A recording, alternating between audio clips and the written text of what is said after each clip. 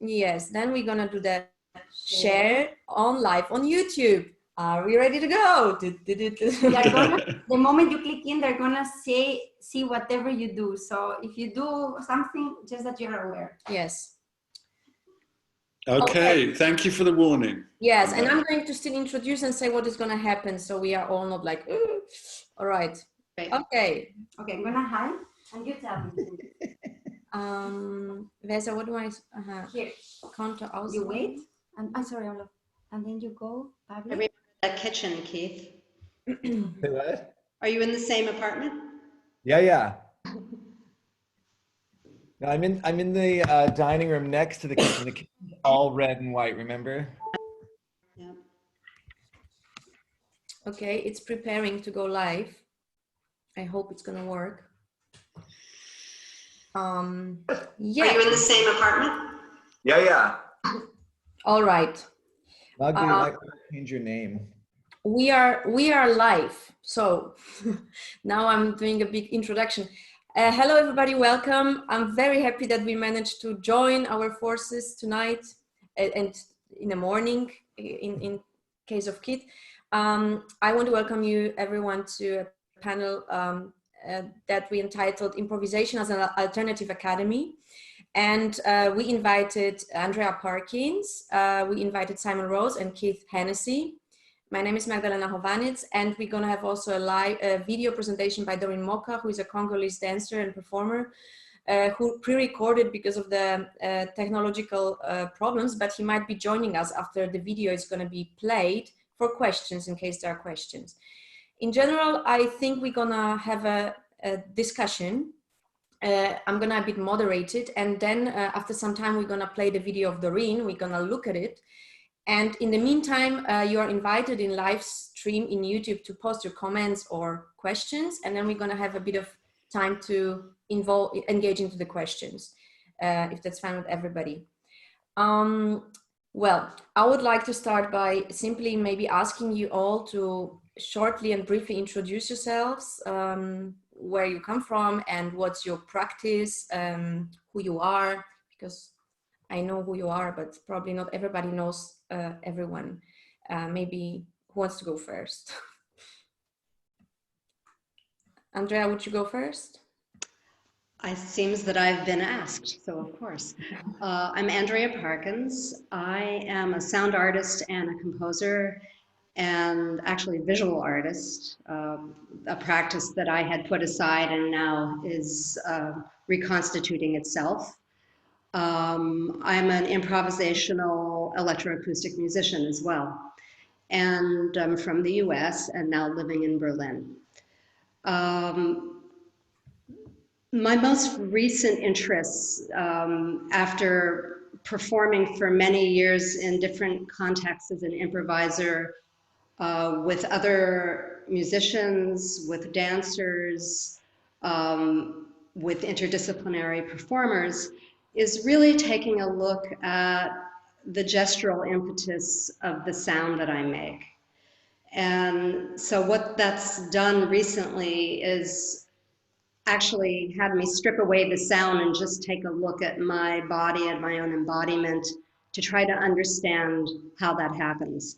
So I've been involved with a practice of amplifying drawing and video recording it and trying to understand what the tensions are between the gesture, the movement, and the visual trace. Mm-hmm. And that's what my research is at the moment. What I find is that I really love the place where things become almost too difficult for me, where things really start to fall apart. I feel that's a great place of content, and that there's something potent there creatively. This is, of course, a very internal process, a very subjective process at the moment, and I would like to understand how to expand that into a way that it's more dialogic and more inclusive of people that are in the space with me, either as performers or who are witnessing it, because I think that is an ethical component that I need to solve. So I'm in the midst of that. Mm-hmm. Okay, thank you very much. would like to go next? Yeah, sure. Simon? Yes, Simon. Rose is my name. I'm living in Berlin. I'm from London, and I was born in London. And I've been here for about 10 years. Prior to that, I was in San Francisco for a while, and then Canada, and then here. And I'm a freelance musician and an independent researcher and author. My book is called The Lived Experience of Improvisation in Music, Learning and Life. And as the title suggests, I've done a lot of work in education and with permanently excluded kids for 8 years, teenagers teaching music and drama, and prior to that, special needs. I trained in drama originally. I sort of had an early career in drama, worked in theatre and education, toured prisons and things like that. Was interested in the political side of drama. Never really wanted to be an actor, but wanted to get into that. So in order to do that, I trained as a teacher. So at the age of 21, I had a teaching qualification. But I'm a musician. I've always, from the age of 11, I played guitar. I used to play in rock bands, writing songs and singing. And I got to a certain point where about the age of 30, I thought I'm going to go one way or the other. And for me, it was the improvisation that I was interested in. And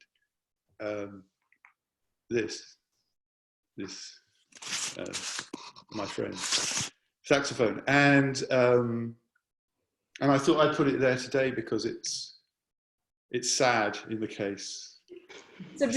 He's lost his gigs. He's feeling sad. And he wanted to come and say hello, so he says hello. And That's my.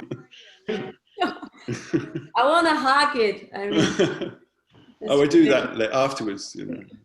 Yeah. Okay. Thank you, Simon. Thank you. Keith, would you like to? Sure. My name's Keith Hennessy, and I live in San Francisco. And I've been based here for a long time, although I was born and raised in Canada, in Northern Ontario. And I don't work all over the world, but I do. I'm often in Europe and Berlin every year, and these circuits that travel, I'm in Vienna every year. But I'm deeply in San Francisco. I'm rooted here, and that's not just about housing, although I'm very engaged in issues of housing and gentrification, and I live in an anti-capitalist housing project, and I work as an advocate and activist around housing in San Francisco. Artistically, I'm based in dance, but I've always worked on the margins of the dance field. I sort of half-ass trained in circus. My early work really locates within a genre that we could almost see nostalgically as queer performance, when that was an actual thing, as opposed to now it might just be one of many kinds of threads or influences. It used to actually be almost a genre or a context. So yeah, I look at experimental theater, at political theater, at circus, at experimental dance, contemporary dance as all kind of languages within which I'm talking to, and I would say contemporary art in general. And then of course, since I've primarily worked with live musicians in my work, I also have a really long-term relationship to a kind of boundaryless space between music and dance and music and live performance, or the bodies of the performers. Improv has been sort of a central theme of my work since I started doing contact improvisation when I was 19 years old. So that would have been 1979. And although I stand at a certain kind of awkward distance from contact improv, it remains a kind of influential, relative of mine in terms of informing how I approach things. And a lot of that is where you could see that in my work without seeing any kind of contact improvisation vocabulary is you would see that I'm still really interested in the improvised relationship. Mm-hmm. So I do solo work and I'm very into it. And there's a kind of interior dialogue for me between the work that I do that's collaborative, that's collective, that's partner work with the solo work. They're sort of feeding each other. But my primary focus in both performing and teaching is the improvised relationship. And that is something that I think was sparked very early with contact. Thank you. I'm gonna say like 2 sentences about myself. My name is Magdalena Chowaniec. I am actually a ballet trained dancer, but haven't been there for a long time. I just moved quite fast into a different contemporary expressions. I was studying in Austria. That was accidental. I come from Poland actually. And on the beginning, you know, I had this very big wish to become like a very well-trained dancer and make a career in big companies like Wim van de Kabels and things like that. But then I met people on my way that simply showed me a bit different. And I'm very grateful for that. I think I had a very big privilege to be able to work with so many different people and so many different languages that I feel like a plastilene, and I feel extremely good in that morphing body that I am. And I think that I love improvisation. I just discovered very coincidentally, because I understood that I hate repeating patterns. It was something that I really hated. Maybe it was because of my ballet training, maybe because of my mind that always wanted to, first of all, I had a very difficult time to remember things after some time. And I realized that, that I'm not interested in going the same way all the time again. So I think I started to improvise very early, first with music, but then I started to actually do a lot of somatic work and not so much contact improvisation, but really work with touch. And I decided to become a body which is shaped by touch or shaped by somatic contact. And this is how I defined my weight, my perception, how I perceive myself in space. And I've been also personally very interested always in stories of other people. And I was very aware, I had an activist spirit, very interested, very engaged in many different topics. And that's, I think, where I connected, where I understood, okay, this is something where I could share with everybody, actually, basically a touch. I wanted, always had this very big wish to make that practice shareable, because it was also shared with me. So I thought, well, if it was shared with me and it doesn't require specific mega skills, then maybe I can share it with the others. And that's how I started actually to engage. And I think this is what happened, is that improvisation helped me to get into relations. As Keith also says, it's for me a way of communication that lays beyond what we know here, right? Or where we come from. Of course, so many information is embedded in our bodies, in our skins, and how we are socialized. But still, I think through very simple ways, I managed to create certain dialogue or exchange that showed me we can meet somewhere else. And this was very, very beautiful for me. And recently, since like 2000, well, maybe 13, 14, I engaged again in practicing with musicians, but a bit different now. I work with musicians more, again, seeing music as a part, as a body that shapes me somatically, which is a different way that I used to work with music before. And I think this comes from my experience with somatics and touch. So it's a lot about listening, a lot about being shaped by music. Yeah, and that I found very interesting to have us meet together, because people coming from different disciplines, having still very, very points, I think, of crossing, of connection that we all have. And we talked last time when we met, not online, or not like officially online, but we spoke about this improvisation as a way of dealing with uncertainty, that I think that uncertainty is a part of our now. I mean, uncertainty, I guess, has been part of many lives for many years in many different contexts. And we are now experiencing our own uncertainty in our own context. So maybe I would like to start by that, to ask you guys, how do you think the relationality of your practice at the moment, what changed? What did happen to your perception of improvisation and also to your improvising yourselves? How does it go through all this technological device? Is this possible? How are you keep on going? Are you keeping going? That's maybe my first question that we could engage with and have a bit of on look, like what's going on now to us. How do we perceive that situation? Somebody? Yes, thanks. I mean, I think that regardless of now, uncertainty is a feature of improvisation, and I think, you know, people who work in a practice of improvisation are versed in dealing with that, with responding. And last time when we had a brief chat, that I mentioned the idea that comes from Luhmann about schools being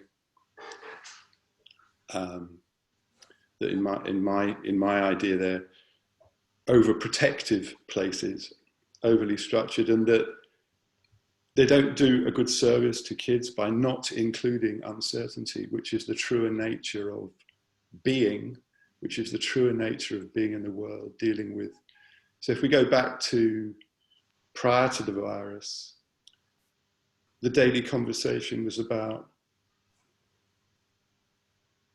ice caps melting and environmental concerns. And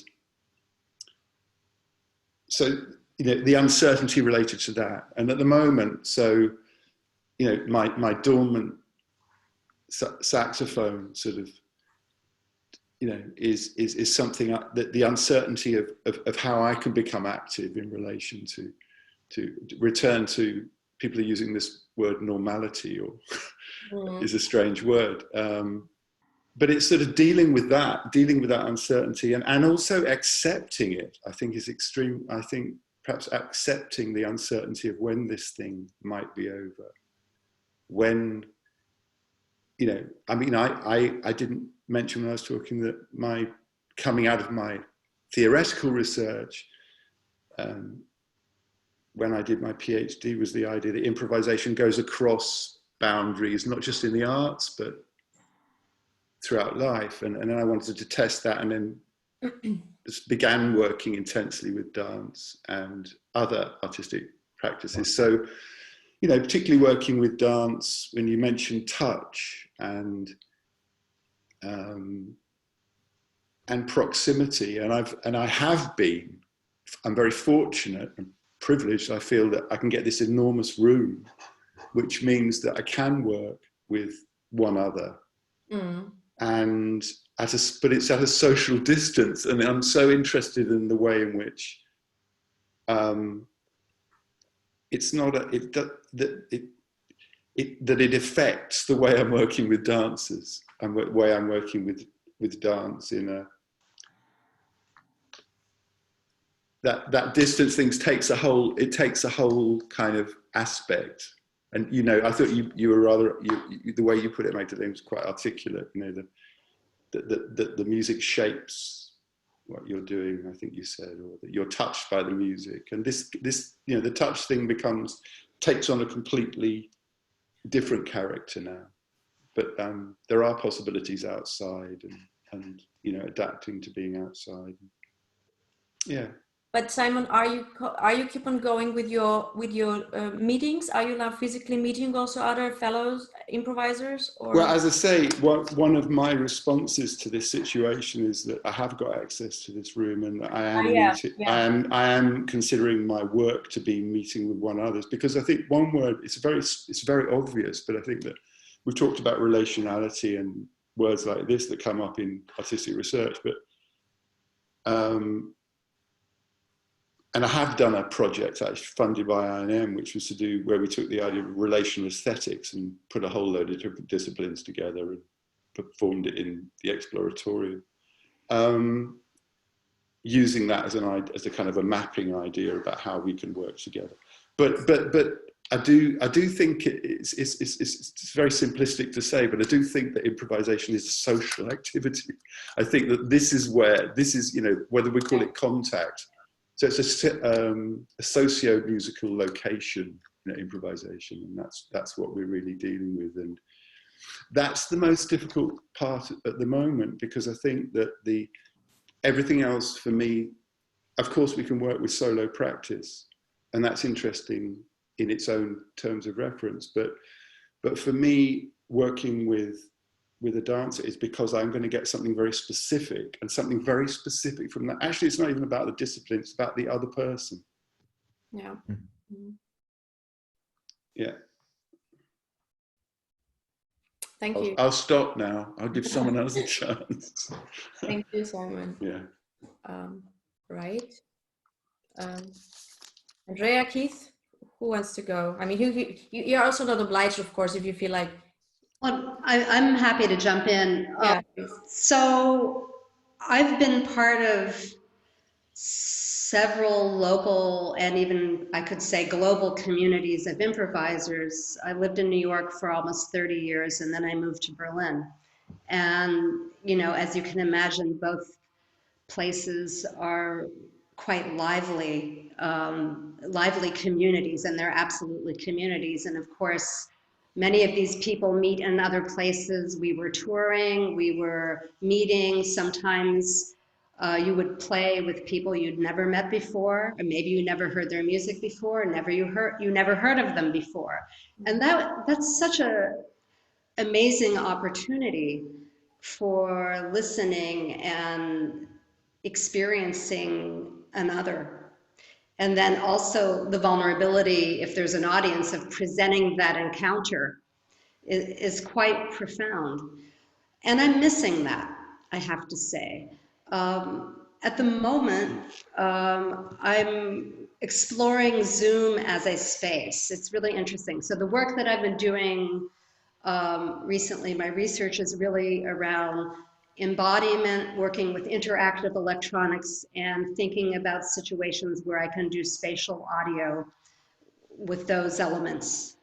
And so, but here we are on Zoom and YouTube, and it's a space, but it's not that kind of a space. Trying to figure out what kind of a space, if this is going to be the space, and I really hope it isn't the only space. I guess I could invite someone into my boomy room and, you know, explore that, but I'm taking it slow with that stuff. What is the space that we're thrown into? One thing I could say that's been a little bit lucky for me is that I've been teaching for about 12 years in a program at a low residency college, which is a very marvelous place called Goddard College, which I think Keith knows something about. And a lot of my interaction with my advisees has been in this space.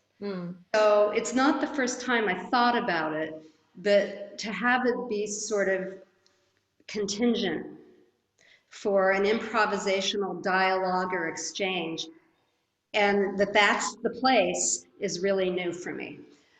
Recently, I've been doing some concerts that are organized by musician friends of mine in New York City, where I'm performing with two other improvisers, one who lives 5 minutes away from me in Berlin and one who lives in Prague.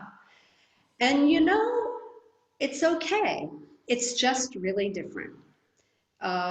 We have to listen more, much more, and say much less, you know, articulating much less, and really taking space to try to feel each other.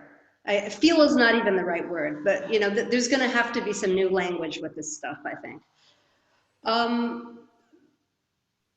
But I also feel a sense of concern and frustration and worry that we're possibly being relegated, who's we, everybody, you know, who has access to this technology, and then even worse for those who don't, that this is a place that's potentially, controllable by others beyond ourselves.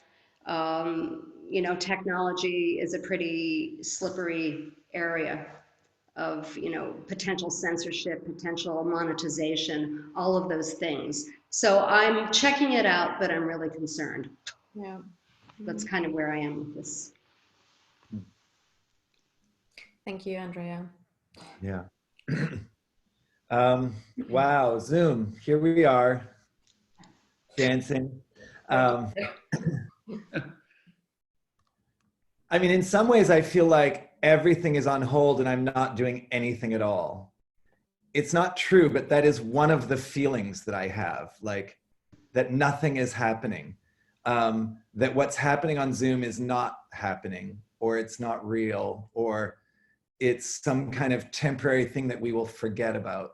And of course, I know that's not true, that there's the speed with which performance and dance are adapting to Zoom, TikTok, YouTube, Facebook, Insta Live, Facebook Live, everything. I mean, you look at it in the drag world and it's like, there are clubs happening that used to have 100 people come to them every week, 150, and they were these very vibrant drag scenes. And now they're being attended by 500 people, by 1,000 people. And people are tipping through Venmo, which I don't think you have in Europe, but it's a cash thing with your phone where you just use each other's phone numbers to send each other money. And people are tipping $1 and $2 to drag queens using Venmo 10 times while watching a show. So I know that there's a lot happening, but at the same time, for me, it's like, there's nothing happening. My biggest focus for the last couple of months has been on trying to maintain live relationships. So I'm doing a lot of walking. I'm spending 2 to 4 hours a day outside of my house. So just walking. I walk by myself. I call friends to walk with me. Sometimes we make plans, but a lot of these walks are, in a sense, derives, right? We don't decide which corner we turn. It doesn't matter how long we walk. It doesn't matter where we go. And this is a very unique kind of way to see the city again. So that's happening. And another project is I spent 1 or 2 days each week for the last 2 months homeschooling a 9-year-old dancer who lives next door to me. And we meet in our shared backyard and we made a piece that we performed for about 10 people. And now we're going to turn that into a video project. And because most of her dancing practice is not improvised, the relationship that we negotiated was a mix of improvised and set choreographic material. I had to do a lot of learning of steps. But I also, a lot of the focus in my work politically over the last, especially the last 10 years, but for a long time, has been thinking about asymmetrical power in the negotiated relationship, right? So I run a small nonprofit. I don't have a lot of power, but it's still a white-led artist organization that gets funding. So, and in the US, at least half the artists that you're hanging out with or working with at any given time have zero access to funding. If they're not in somebody else's project, they are at work in a restaurant, doing massage, doing sex work, teaching children, with their 2 or 3 other jobs. So there is some kind of power position to have a nonprofit and to have some funding. And also there's, we're very focused a lot on what we might call the afterlives of slavery, the afterlife of immigration, and the afterlife of genocide, right? So how the US, not just as an economic being or as a government being, but as a cultural being, is continually marked by the original colonial project of stealing the land, and then the development of capital through not just the resource extraction of the land, but of the forced labor of Africans to generate that money. And that's the money that has, in a sense, created modernity in many ways. That's the kind of theoretical way that we're thinking through these things.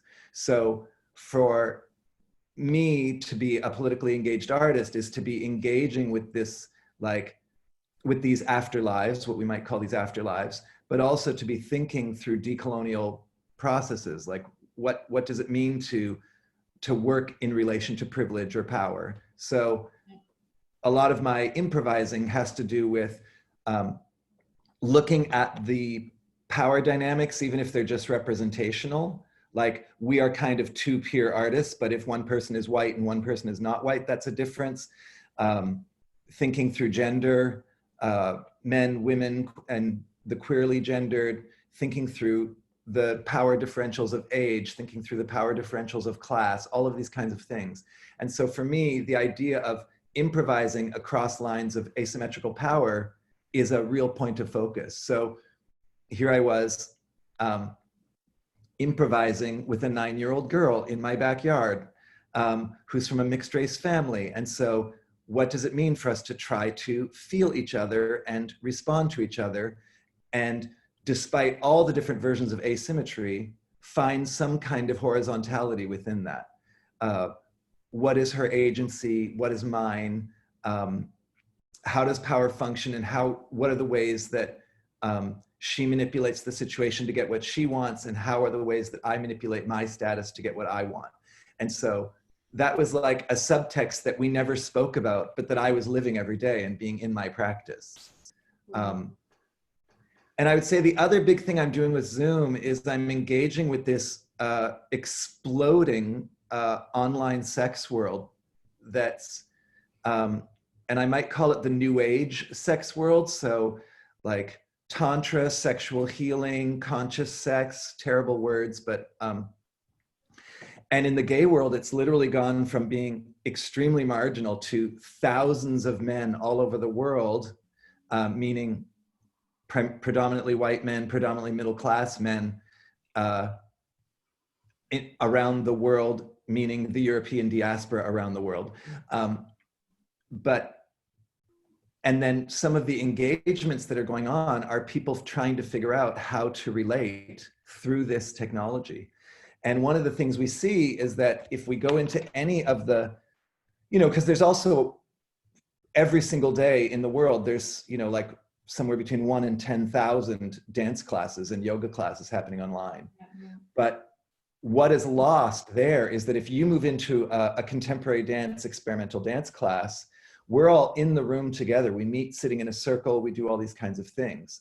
But as soon as you do the Zoom class, you either have to put the teacher in the speaker view, or you're watching a grid of micro bodies that you cannot relate to. So you then have to go into a solo practice, and you're withdrawing from the actual stimulation of the bodies in the room. So one of the ways to shift that, and it is a different practice, is to isolate body parts in the camera. So if this is all you can see, now we could be responding to each other differently. Yeah. And we could improvise just with hands in a way that we can't if I stand back here. And now imagine 20 of us. It's like there's nothing going on. No. So, and the last thing I'll say is that in the Tantra world, there's a bunch of people trying to figure it out. So it overlaps to porn very quickly, because very quickly I could just turn to here. I take my face out and then I'm here, right? And that suddenly turns the encounter into a porn experience that we already know from a digital world. But there are a bunch of people working on these things with where you put only your face and hands in the picture. And then you start to improvise where you're watching the hands and imitating, and somehow you're almost replicating eye gazing. Kind of extraordinary. And I didn't believe it was possible. I was quite negative about the experience, but I've been really diving into it. I'm at least every couple of days checking into this online gay sex tantra world that's using Zoom to try to communicate. And I'll just say the last place that it seems that something's interesting is that I was never an app sex person. So I was not in an ongoing chat conversation around cruising or sexual interaction. But what's happening right now through these new agey sex networks is that people are describing what they would do to each other. So they're trying to actually touch each other in the fantasy realm with language. And I think that in certain chat-based worlds and phone apps, people have always done that, but this is seeming like a more intentional thing. It's like, because I can't touch you, yeah, I would do this to you. And so then through these apps, these Tantra apps and these Zoom things, we're sending each other photos, and then people describe what they would do to the body parts or to the photo that you send. So I'm watching a kind of improvised relationality of touch through language. crazy. And that's also seeming interesting. So those are a bunch of the things I'm doing. Wow, that's impressive. I can see that you digged into it like really well. About that touch things and tantra things, I didn't know. But basically, of course, all this. I mean, of course, that all this. I mean, we've been probably at every talk that we are engaging ourselves in, that Zoom meetings, we always, especially as performers or movers or musicians, of course, it is this impossibility of shared voluminous energies that are there, that now they it's obvious how much they carry. I mean, how much knowledge or how much potentialities is there that is not being able to be shared at the moment. I mean, I have to say that what I do, the only thing I do, except that I was sitting extremely much on computer, which makes me crazy because I feel like all my being like shifts up here and really all the down is forgotten. I started to think a lot, like over the last 2 years, me and my friend Valerie Oberleitner, we worked on a project that is called iChoreography, that is really dealing with choreography as a tool of reorganization. And it was work about being addicted to internet. Basically, we started this work already a long time ago, and we started to work with teenagers because we thought, who, if not teenagers, are so addicted to internet like us, artists? I mean, we're sitting and spending hours on writing applications and on like, I'm sometimes thinking like what Vesa also said, like, where is art? Where is art in my art making? Basically, it's extremely much bureaucracy. It's extremely much sitting in a position that I'm not meant to be in, honestly speaking. I'd be rather somewhere else. And we got like, I felt so stuck. We felt so stuck. And we wrote this manifesto that was called In a Search for We. And with this manifesto, we understood that there are certain patterns and structures, like also us, we are, I mean, I say somehow as human beings, as rhythmical bodies. I mean, if I think we are made by music, hypothetically, which is not true, but if I see myself as a musical body, then I'm thinking I'm made of certain rhythms and patterns. And what I can do with my improvisation is to change the rhythms and patterns. So I started somehow realizing that the world that I see in terms of patterns and rhythms. And this, I think, brought me to my connection to dancing and choreography, because choreographing and dancing, it's all about patterns and rhythms. And I think that if I see that the whole world is made of that, I mean, it's not that even if I see it, I just realize that I see it that way, that I see everywhere. There are certain patterns and certain repetitions, certain habits that are having certain length, well, like waves, like phrases, like musical phrases, like it's a composition of society, of relations I am in, including family, but also then relation into my dance scene, and then relation to other people and how the institutions relate to each other.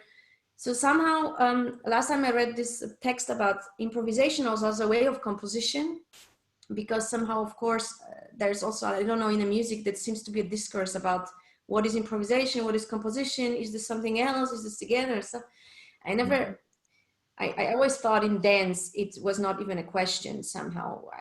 To me, very often improvisation was a way of instant composition or recomposition of elements. And I think if I can, with my improvisation tools, which I always see as a practice, it is a practice which belongs to nobody, but also belongs to everybody. It is in me and I can do it, I can activate it. then I see myself in power of recomposing and reorganizing relations. So this work of iconography was about recomposing my relationship to internet.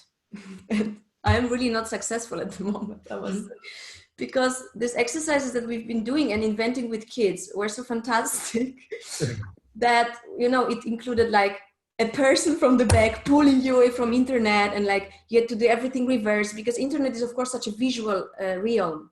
I mean, we are so focused on eyes that like hearing gets a bit impaired and the body becomes really disembodied. And I feel that what happens to me when I'm alone on the internet, I get extreme anxious. I get this very high anxiety level coming like up. I can feel it just in my body.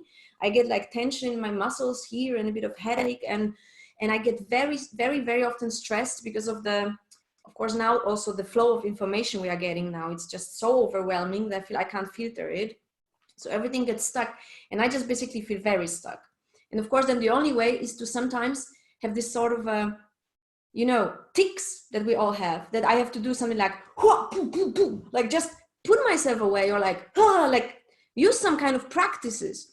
And what we tried in this project is like, we tried to implement these practices coming from choreography into our daily practice, in order that when you feel stuck, that you can help yourself. So it's a therapeutic practice. And I believe, because Keith was now speaking about all these hands and things, I think it's so fantastic. But on the other hand, I really feel like if I have to go there, I'd rather die. Because I feel so extremely two-dimensional as never before. And I feel I don't have even a wish to take a part in a class like that. I totally don't. But yes, I tried to improvise on Zoom with musicians. I told you that before. The only way it worked for me is I put myself next to a huge speaker, which was really loud. And by this, I had an impression of some sort of a Dolby surround, because the speaker was there, the Zoom was here. Because of course, if you don't have a good sound system, everything you project onto this thing. And then, I mean, it's like, what am I supposed to do with that? That's why I feel also, it's really cool to talk to you. But I don't know if I was now willing to engage in some sort of a dance, because I feel this is not dance.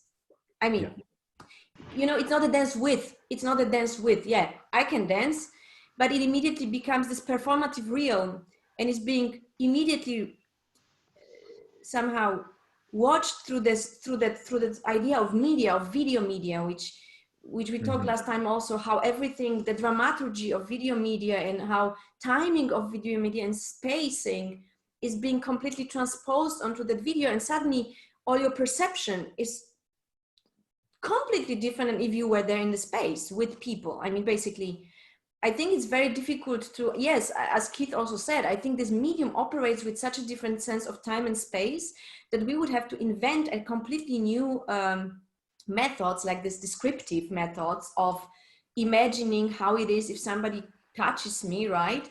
Somewhere, wherever I want.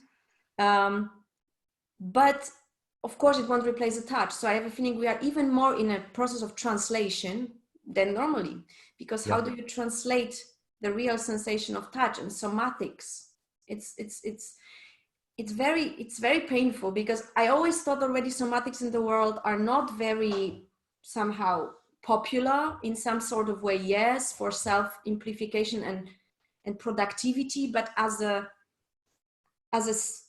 realm of the world which would be valued, it was never there. And now I have a feeling it's even well, basically not really not really present. You know, Magda, jumping off of that, I'm thinking a lot about the sound of sound, the sense of sound, and the vibration of sound, and what it is to be in a space or a place where you're experiencing that, and what it is to be in a space and a place where you're experiencing it with other people. Yeah. You know, whether it's like a rave, or, you know, a sound piece, or, you know, you're walking in nature, you know, so-called, and there's something, you know, strange that's in the corner of your ear that, you know, kind of draws you. And with this medium, I have such a huge frustration about how to be in that world with others. Mm-hmm. And, you know, and what does it mean even, you know, when you're with a bunch of people and you're all angry together, you're all experiencing something together. It's not about necessarily looking at it on the screen. It's also embodying in it in sound with others. And that's something I'm a bit worried about at the moment.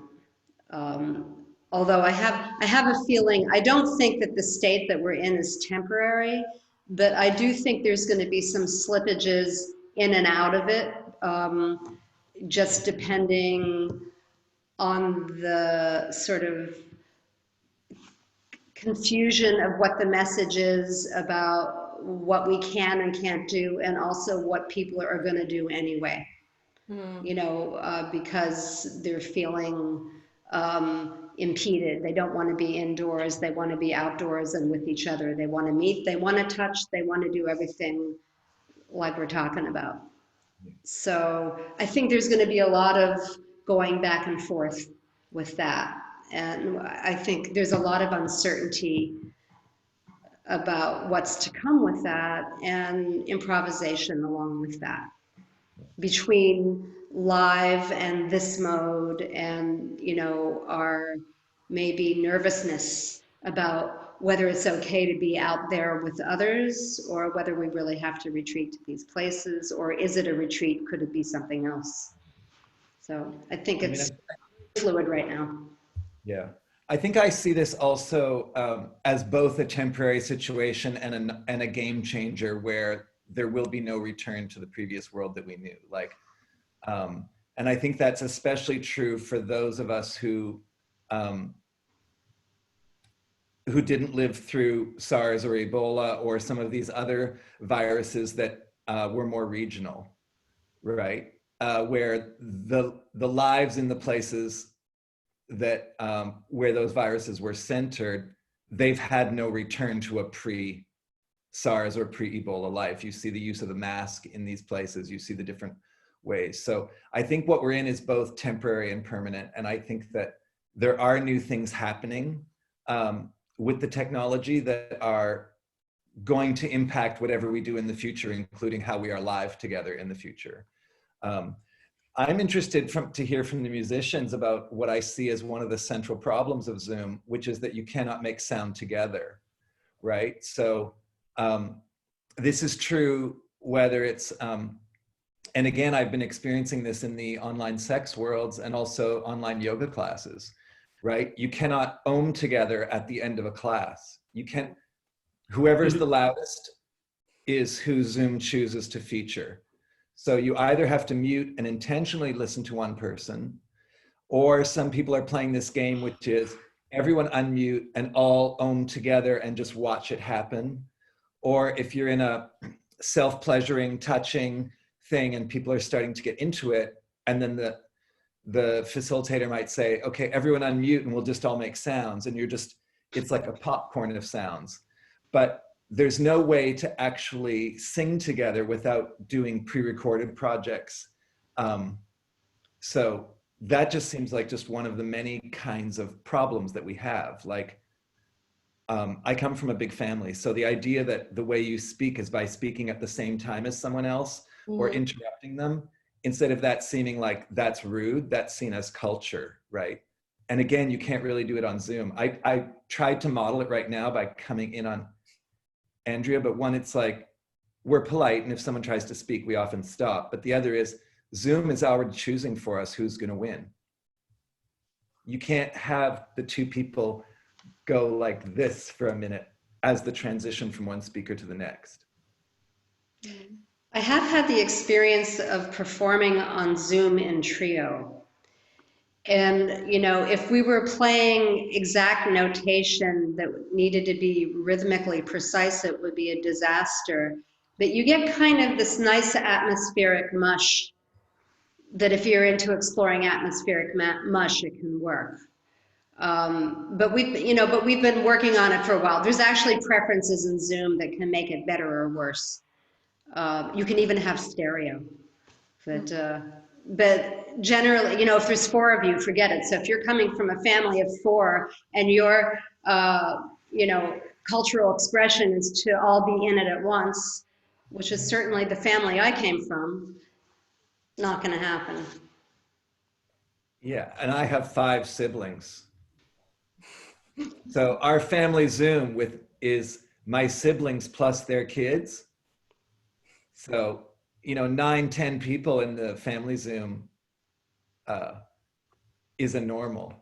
I will say it's also very different because we normally never talk to each other. We call each other very infrequently. We send each other texts or emails, and we try to see each other once a year. But we don't have this ongoing thing. And right now, we're Zooming every 2 weeks with the whole extended family. So that's another trippy thing about this moment, right? So the uncertainty is making it so that some people want to be more in contact than ever. And then the inability to touch is also driving a certain kind of contact.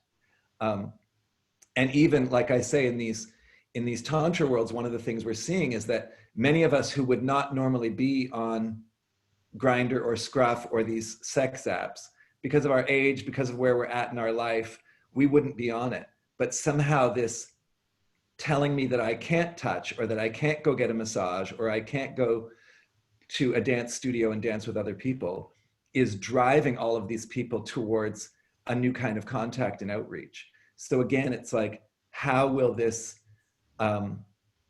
longing to be together affect our lives when we can be? Simon? In February, I was reunited with Chris Chafe, who's the director of computer music research at Stanford. After 10 years, he's got the patent on the very high speed for telematic music making, sort of music making in different parts of the world simultaneously. And 10 years ago, when I was at Banff Center, when I first met Chris, we did telematic concerts with Chile, in New York, in Banff, in Bournemouth in England, and Northern Ireland, and San Diego simultaneously.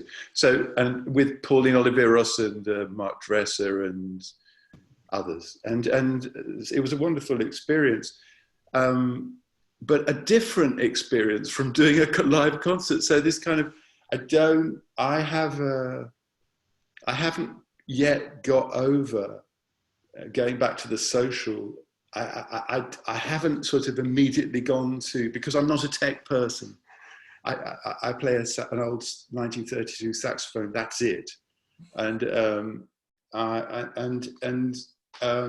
so I haven't sort of sought some kind of solace by doing online concerts, because I found the telematic experience, while I valued it greatly, it's just another thing, and actually more akin to, because it took me ages to figure out, like, firstly, if you look at the screen, it's not going to help you because there's a lag. And secondly, just treat it like being in a studio in a booth with headphones, and you'll have a more kind of relaxed experience because you won't be fighting it.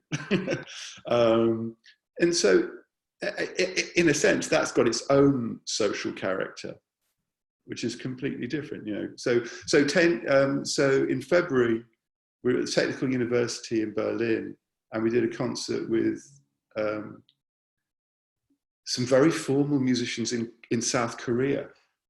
They were on a huge, we're in like a room or something. They're on this huge stage in evening gowns and whatnot, playing traditional instruments with a kind of a very operatic singer. So, an extraordinary in itself, you know. But I just don't get that frisson. I mean, it's touch. Going back to Magdalena's thing about the music, and it's a bit of a preoccupation at the moment, this thing of, you know, how music touches you, because it really does touch you. You know, it does all sorts of things physically, and it's perhaps a paradox that I'm sort of mulling over that kind of thinking as my writing project at the moment is to write about performance, and or just thinking about improvisation in music as performance, because I think that's very under theorized. And so I go to families. Yes, I also come from, I mean, on paper, there are 9 kids in my family.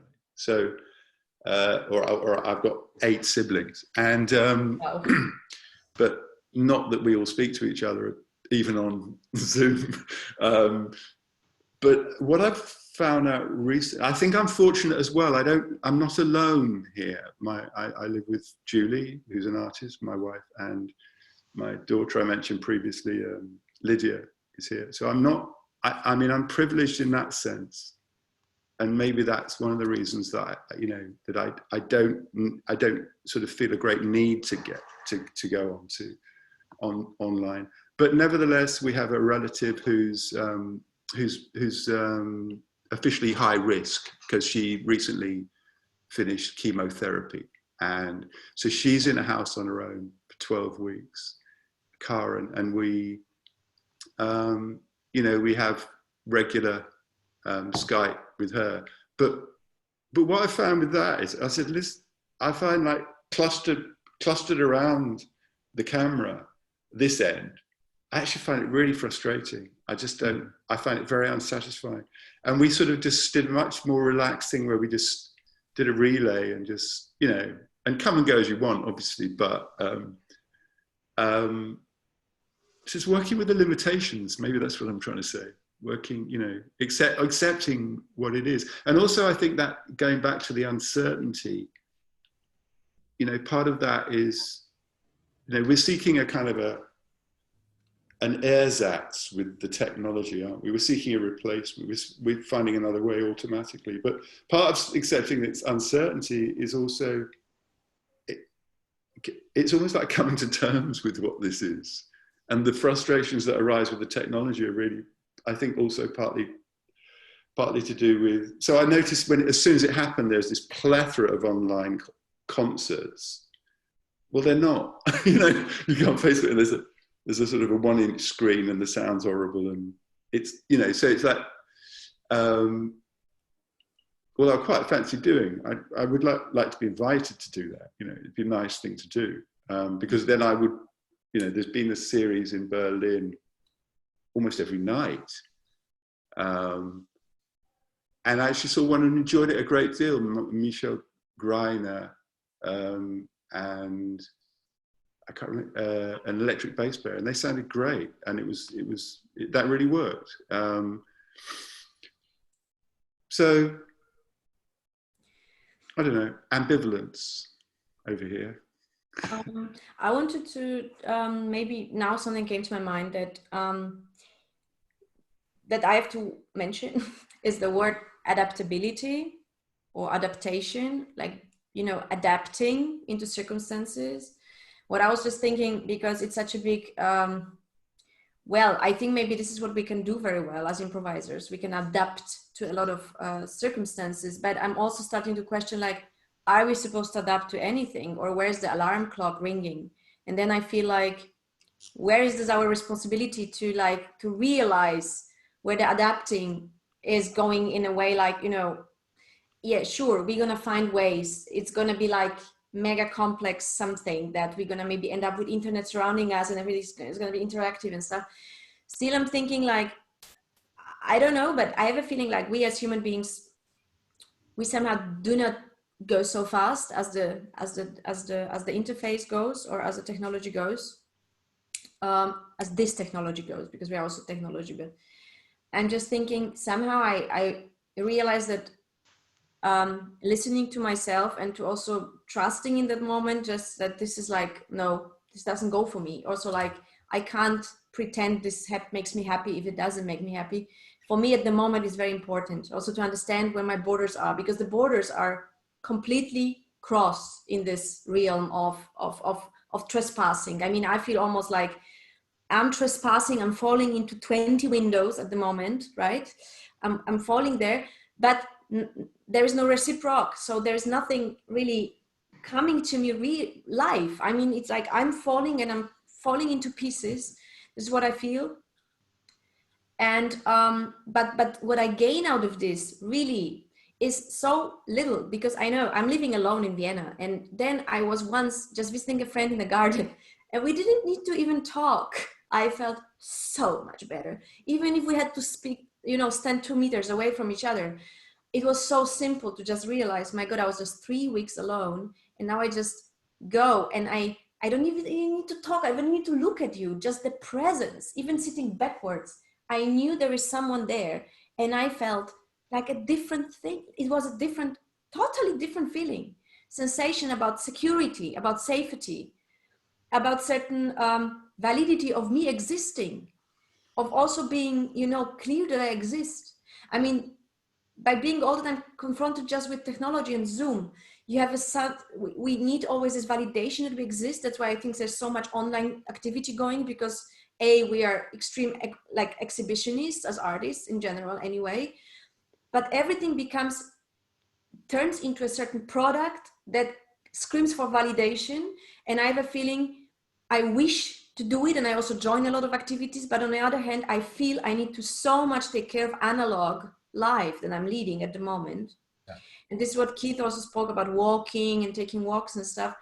I feel also that something, you know, like care, very simple gesture suddenly became for me like, I don't know, this is what I always knew I have. It's really missing. And of course, in Austria, it was so terrible that people who lived alone were completely like excluded out of any press conference. There's been never even a word about, well, you of course can walk out with your family, you can visit your family, but friends was never being taken as expanded family, or as somebody that you actually live with, or somebody that's not your partner, you know, eingetragen, or like on the paper you don't have it. And suddenly we've been all confronted with paying penalties because you are on the street with someone that doesn't live with you and it's not your family, but actually it's everybody I have. So what am I supposed to do? So basically you can see then again how the structures of states or of politics, how it's again thinking in Austria, it's in extreme, this pandemic showed how thinking, who is visible, who is invisible basically in that whole time. And I think that for me, again, it's a question through improvisation, dismantling the structures that now seem to me even more, you know, visible and even more rigid than they used to. I have a feeling before the pandemics, we've been going fine. Suddenly the pandemics came, and Austrian state to me became like something from the 19th century, like from times of monarchy. I was really shocked how fast it went back into very fixed, you know, very rigid, very old-fashioned politics, and seeing world through, you know, heterosexual, 1 + 1 + 1. There is no sick people. There is no people with mental health problems. There is no queer people. There is no people living different. All that, I feel, unfortunately, got really strong at the moment. I feel it scares me, actually. It scares me what happens, and it doesn't seem that it kind of goes away. It seems quite strong, and I feel in this pandemics, if it takes longer, these things again get solidified. These things that are not, to me, not good things. I mean, I feel some sort of regress, how much extremely progressive we can be here. There is some sort of a regressive dynamic going on almost everywhere. I mean, well, I think, go ahead. yeah. Sorry. No, I was just going to say, I mean, it's part of this sort of, you know, neo-fascist or proto-fascist sort of growth that's happening all over the world. And the thing is that fascism depends on fear, and the pandemic gives this perfect fear moment to sort of capitalize on or exploit in all these ways. And then what we reveal is all the structural injustice that's already happening, or that certain people are wanting to motivate towards. And then the pandemic brings it forward. There's a good piece in Art Forum by Paul Preciado where Paul asks, would Michel Foucault agree to these restrictions? And part of what I think Paul is opening there is, what does it mean to resist the state? And I think there's a lot of problematics. I mean, it wasn't intentional that my ACT UP sign is behind me for this conversation, but there are a lot of very positive and also problematic comparisons between the, you know, HIV or AIDS as a pandemic and COVID-19 as a pandemic. But one of the things that we learned really strongly is that even the fantasy that people are talking about of like, when this is over, when we go back to normal, what we know is that many of the things that we care about, right? You know, like I'm in a dance context that's very engaged with somatics and touch, with improvising, not just through the visual, but through our actual presence together, how we sense each other in a room, how we physically touch and feel each other. And then I'm also involved in both protest worlds. Like I've been to one protest where we got out of our cars here, and it was super vibratory in the street, like people trying to maintain 6 feet distance, but the police were not. Yeah. And then this whole thing of like people yelling at the cops of like, we have to keep 6 feet distance, but you don't. In San Francisco, we're not really seeing the kind of tension of France or Austria. People aren't being arrested, you know. And obviously we have a sort of history of queer visibility here that it would be very hard to get away with saying you can't have an extended family, like that wouldn't work here. But where I was really going is thinking about how people are assessing fear, and that the government / the state is not going to figure out when we can go to a dance class again. They're not going to figure out when we can fill a small performance space and be near each other. And they're really not going to figure out how any kind of group touch, erotic space, non-family, non-familial sex is going to happen. We're going to have to figure out those protocols.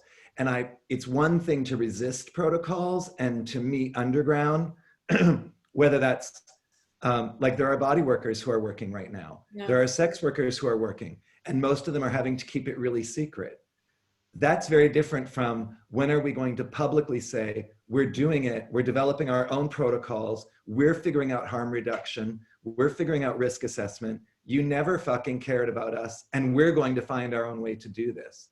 And I think we're at the very beginning of that, trying to understand, okay, could we use a theater space, but everyone has to be masked and stay distant from each other. You know, there are theaters that can seat 70 people that are part of a very vibrant independent dance world in San Francisco, who are thinking, well, we could maintain the 2-meter distance from everyone and we could have up to 19 people in the space. So there's never going to be a government proclamation that says, now open your small theater to experimental improvised art. That's never going to happen. We're going to have to figure that out. And in that, there's a lot of parallels with AIDS era protocols, right? The government did not develop safe sex. They did not figure out how to have a return to public sex. They did not. That had to come from the community. And it's in fact still coming from the communities. So there you go. And I think that we're going to be seeing some of that. Some of those parallels are interesting to me. And I feel a bit like a dissident, like I'm pushing my friends to expand their social contact. I'm pushing people to go, okay, we did a walk. Now let's meet 4 people. Now let's just do a yoga class in the park so that people see us, 4 people who didn't arrive together. And then we had an experience, we met some friends who have kids at a beach, and we one at a time hugged each other in public. And again, it's like, I had just tested negative for COVID. My neighborhood is part of a mass testing experiment. So I had just tested negative. Other people had been isolating, and they felt like the possibility that they would have it with the amount that it has not spread here was, our odds were super low, and we harm reduction, assessed our own risk, hugged each other in public.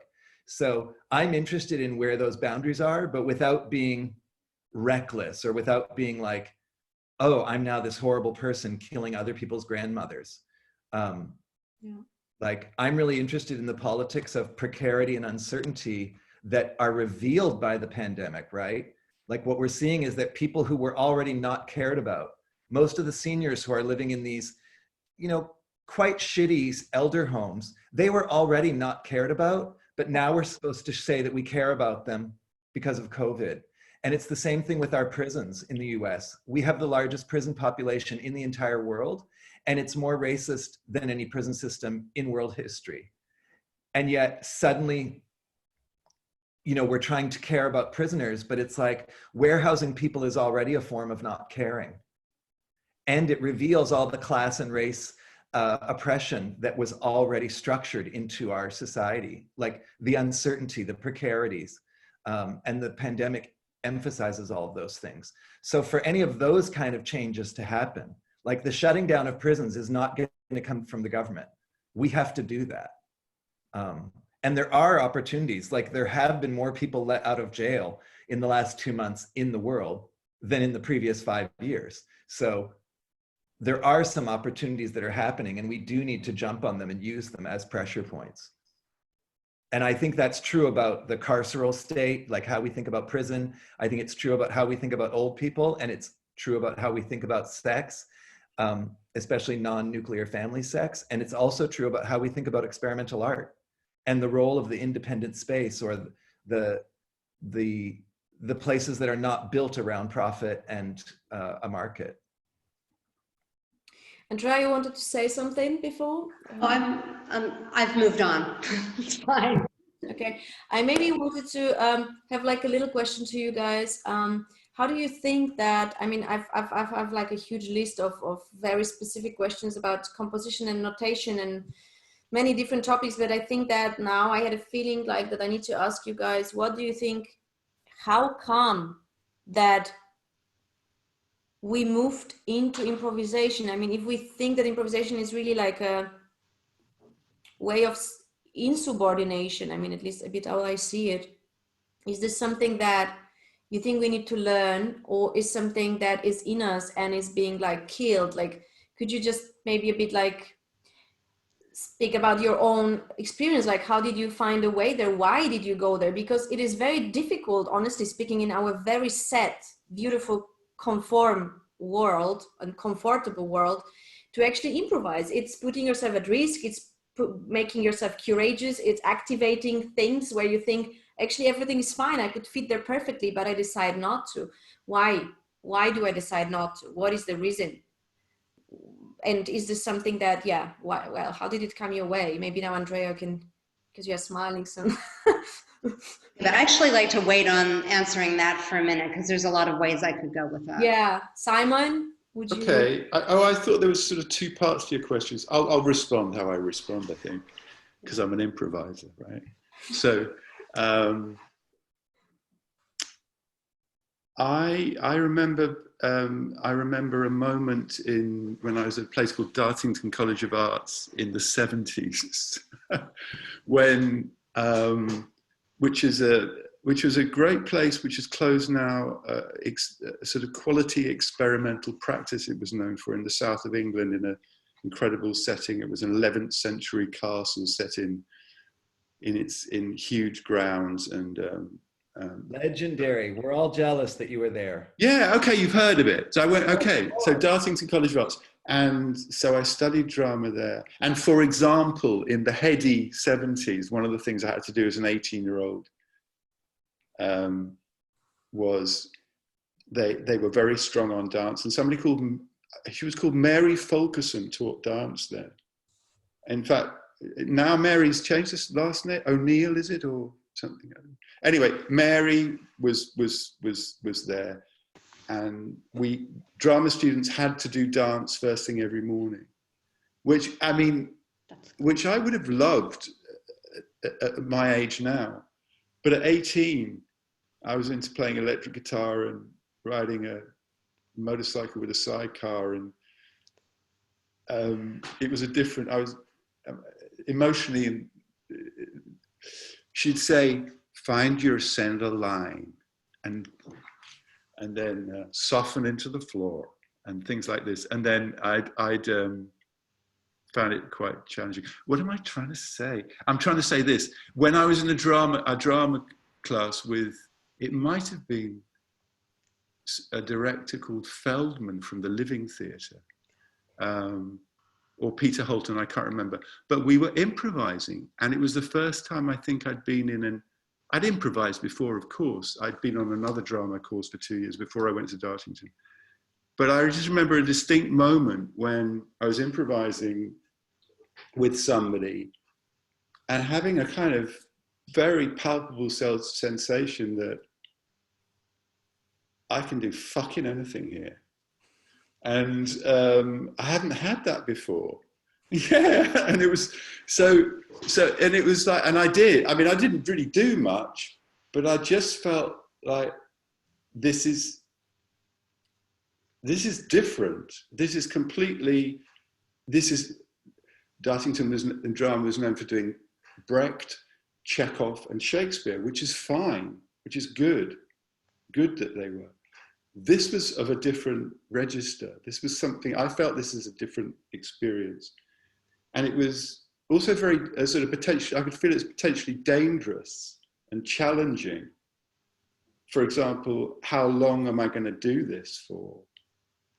And it put me probably in touch with a lot of emotions that I had that I could actually use in quite a creative and constructive way. So there's a moment of improvisation there. And I suppose we can simply sum that up as voice, and that's the important thing. You know, a lot of what Keith's just been talking about in particular, I sort of, you know, relate to that idea that's a kind of, it's like a channel, if you like. And certainly in music, you know, I was in bands in London and signed to labels and things, and got really sick of being that world and playing guitars and being in bands, sort of rehearsing sets to reproduce on stage. And I was in a band that started breaking that up a bit, and we would take tunes and not decide how we would play them before. So someone would start, we'd know it was that tune, but someone would start far away from the way we'd written the tune, and we'd sort of work our way somehow towards it and play with the elements rather than. So we were improvised. And I noticed the audiences would almost kind of step forward when we did that, or the brain would, something would be switched on. You'd see these people they don't know what they're doing, or, you know, these people it's the story is unfolding rather than being presented as a predetermined thing. So there was that moment. So that, and then I got increasingly less interested in that and more interested in people doing that in front of me, going to small clubs, discovering there's this amazing free improvisation scene in London. And, you know, going on a Saturday night and sitting, you know, 4 feet away from some amazing saxophonist and experiencing what they were doing. So finding a completely different kind of experience, shared experience, through music. So I you know, I related to that. And when I started, the first research I did was in the pupil referral unit, where I mentioned before I was working with permanently excluded kids. And I found that the way that I was thinking from my free improvisation practice was affecting the way I was thinking with these very, very difficult kids in the room. In other words, you know, so when you go into a free improvisation in music, obviously we are listening to each other. I'm not there to kind of dictate what happens with these other people. And I do well to acknowledge what they do. And I do very well to create by responding to what they come with. And that was after doing research in this pupil referral unit. And there was, you know, I sort of, I think mainly through looking back on that experience, I realized that way of thinking was mappable. In fact, I was already doing it. So in other words, the pedagogical approach was to work, because it's no good standing in front of teenagers being thrown out of school and telling them what to do. Yeah. And I would encourage them, you know, whether it's drama or music, it's about coming in with what you've got and telling me what you've got, playing me what you've got, and the skill of the teacher there is to guide the process and facilitate and create a process in which people feel valued and acknowledge. I think acknowledgement of these people, of their stories. And so, for example, on a Monday morning with a drama lesson, people would come in after the weekend when who knows what had been going on, because these were very extreme kind of kids, young people. And we'd always sort of do the thing of going around a circle, say your name, and then say something. And then these stories would come out, which would sort of make your hair curl, and about what had been going on at the weekend. And then we'd kind of, that would become the material for the drama. Sort of, and then possibly moving it forward and relating it to bigger themes that would relate to formal requirements of examinations and things like that. And always using video camera, and always looking back and talking about what was there.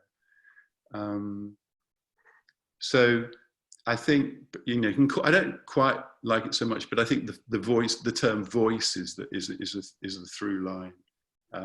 It is social, and the improvisation is voice, but is about voice or self-determination and or assertion, but it's about the assertion of the self within the group context, and that's where the model of free improvisation is a valuable one to return to, because it's the eternal musical improvisation's quest, I think, to play in different contexts. And it's something I'm particularly interested in, is playing music, or playing this big saxophone with different contexts, whether it's been one other with a voice, or a dancer, or an artist using objects and animating those, or with double bass and drums, or solo. But usually, you know, finding out how that works with other people, I think that's the job, actually. I think that's probably the job, yeah. Mm. But you had a second part to your question, which was, if you can remember that far back, it's a long time. Well, I think that we can kind of, I think the second. That's enough. I think it's very clear. I mean, I just was wondering how did you guys find your way to actually step out of the system, or stepped out of the pattern, because that's actually somehow, it requires a courage, and it requires probably sometimes a reason, or maybe, yeah, as you seem to say, like, you've been also someone who told the kids that's okay to do, right? I mean, that's also a power that you can get from somebody. But yeah, I don't want to like now go forever here. Would somebody like to refer to that question? Because I just wanted to keep you aware that we've been talking already quite a long time, and I would like to afterwards wrap it up slowly, and we're gonna still see Dorine, which is a video that he sent us. That is really nice. I subtitled it in green. I couldn't find a better color that would pop up from the black and white thing. So I don't know, it's just, I don't know if we can see it very well, but it's a very nice in-look into his work as an improviser, choreographer in a totally different place that we are at, that I had a pleasure to visit last year, but and I'm very emotionally attached to the place, but I know also that in this place I would die after 1 week. Unfortunately, that's the truth. I know it. So I know that we are very privileged here to just be where we are. And so I would like to maybe say that this would be like our last moment here, and then we're gonna move on into the video, and then maybe we see if there are some questions we can then still refer to them. Yeah, I would like to just sort of talk a little bit about how I came to improvisation. I came from a family of very serious classical musicians and very serious rock musicians. And I was a classical pianist who, maybe a bit like you, Magda, you know, I would kind of feel a bit oppressed by the score, let's say, you know, enjoying the beauty of the score, but also relieved at the points when I made mistakes and found another road. And, you know, I would be practicing, you know, Beethoven or Bach or Debussy or whatever it was, and suddenly something would, you know, turn, and I'd go, wow, well, that's pretty nice. But of course, there was no validation for mistakes in that context. So that was just something I kind of stored away. It was a long, slow process. I think for me, improvisation had to do first with my experimentation with electronic music, which was very concrete, literally, because it was musique concrète in those days, and it was very plastic because it was at the time when you actually cut audio tape. So there is something about taking this piece of tape in your hand and that piece of tape in your hand and sticking it together, and what is the meaning that is made with that juxtaposition. So I was composing, and then I avoided the conservatory, eventually in art school where I made electronic music, but I also studied experimental film with some very incredible people, one of them being Phil Solomon, who has now passed away. But this was expanded cinema. This was, again, making meaning in a sort of structural way, but also dealing with poetics and sort of the layering of sound and image to make something else. I also studied documentary filmmaking. I'm sort of like the zealot of the avant-garde. You name it, I was there, and I love that. That you've got to do a CD with that as the title. The zealot of the avant-garde. Anyway, yeah. I studied documentary film, Ricky Leacock, who was I love it. of the people in the US who really developed cinema verite in the US. And you know, so what is it going around in the camera and looking for, with a camera and looking for something? So it was a little bit seeking, looking, listening, and the mistakes that I made. And quite honestly, it was a very long, slow process. I studied improvisation on the piano with a student of Lenny Tristano's, a man named Harvey Diamond in Boston, who really sort of took all the judgment out. It was really about play something, now play something else, and let's pay attention to the sound. So somehow, the idea that you could make sense, you could order the world on one's, I could order the world on my own terms, allowed me to think, well, what about philosophically and politically? What are all these things that I'm thinking and feeling? Can that be an impetus in a content? And, you know, it's arguable whether that's transparent. I am concerned that it may or may not be. I'm also concerned that maybe I don't need to worry about what's explicit. Maybe it's okay if it's implicit. But that compounded, you know, don't forget classical piano in the practice room by yourself, you know, or maybe chamber music. But then finding a community of people that want to listen to each other and make sound together and create something together that's bigger than us, you know, and that's about sound and about communication and listening. I mean, what a privilege.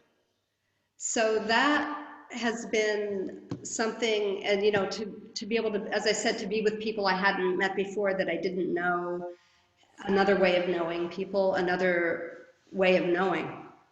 Yeah. So this was all very potent for me, you know, and also finding it a way to work visually in an improvisatory way about mark making. But then, you know, kind of coming out the other side and wondering, okay, well, what does this mean? What does this bring to the world? So I am always in doubt. And I am embracing my doubt. And I hope that's okay. I wonder, there's layers. But just to say, I'm very grateful to have had that experience. I remember the first solo concert I did as an improviser. I was quite shocked that people stayed. I was quite shocked that they seemed to have a good response. And then when someone gave me $10, I thought, what's that? And I should have known that, that was almost as good as it was going to get. But that wasn't the point. The point that I didn't really understand that there could be a place for this. So I was very grateful at the time. But now, I never want to quit with that practice as a way of being with people or as a way to reflect on the world, because it's beyond sound and it's beyond communication. It's also some kind of philosophical apprehension. Totally, yeah. So I'm grateful to be able to do that. And I want to know what's next. Yeah. In addition to that, I want to know what's next. I like the idea of accepting your doubt and then doubting whether accepting your doubt is good. Absolutely, worlds within worlds, Yeah. Totally. Just very briefly, I came into improvised dance by some kind of fluke. I saw a photograph. I thought that photograph was cool. I asked what the photograph was. Someone said it was contact improv, when in fact it wasn't.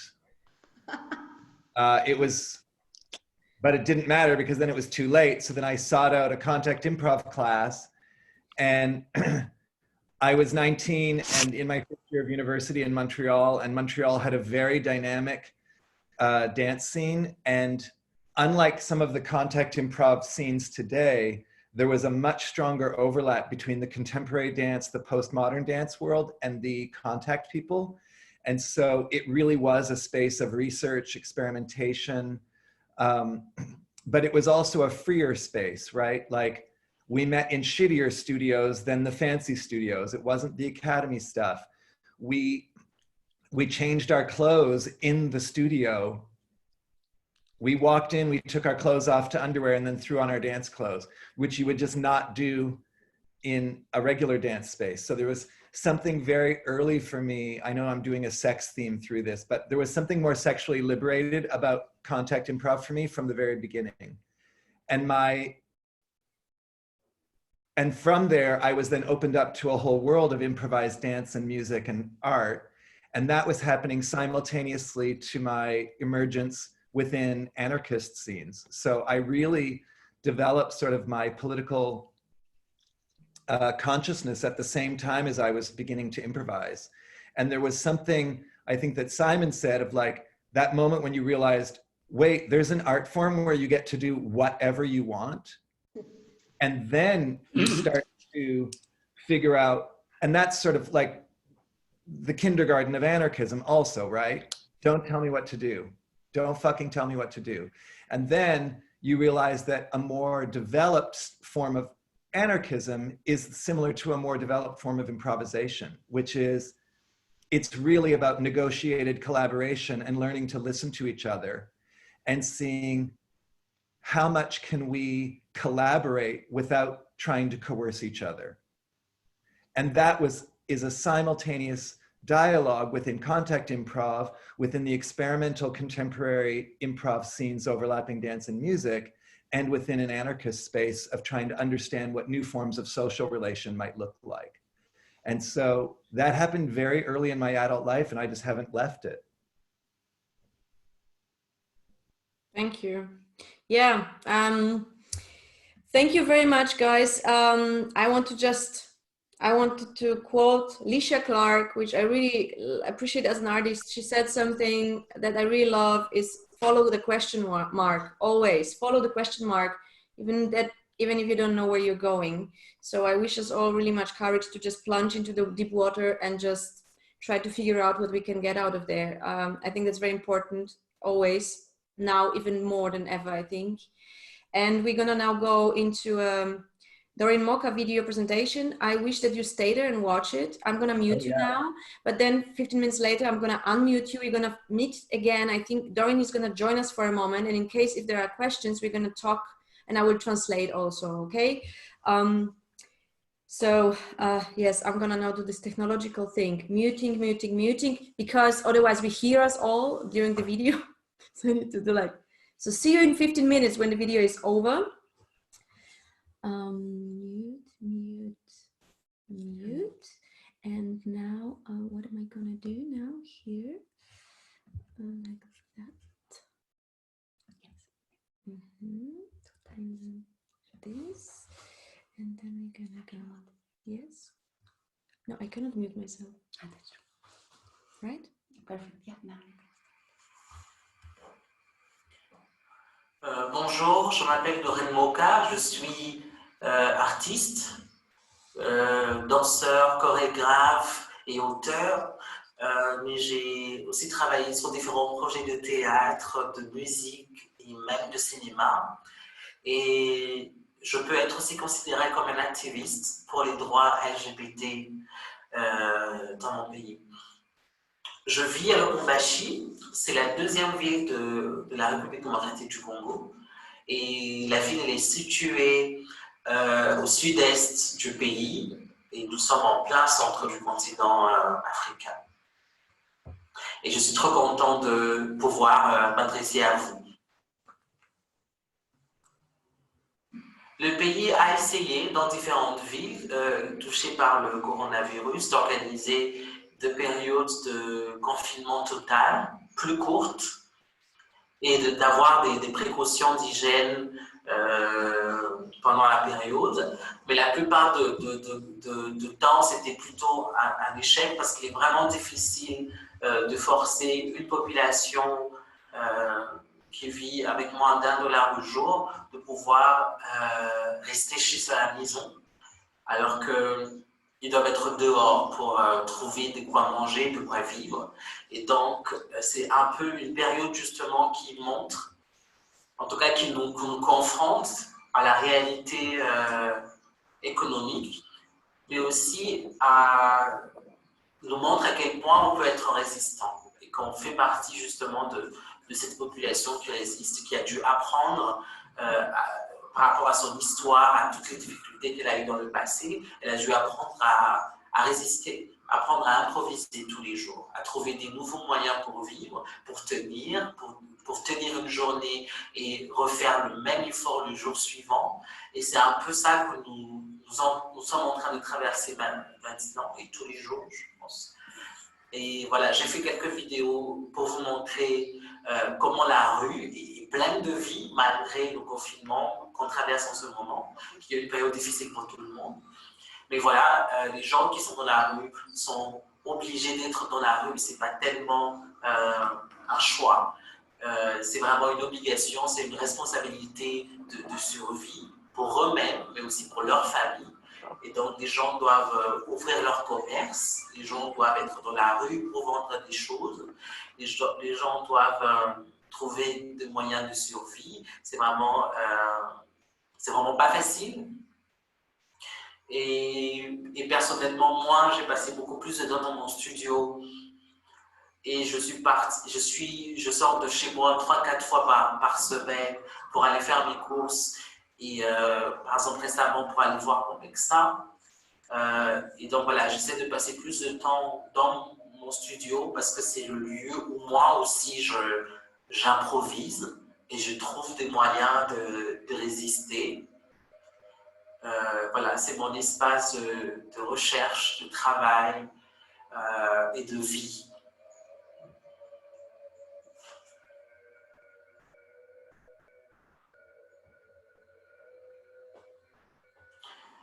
Parlons de l'art en République démocratique du Congo.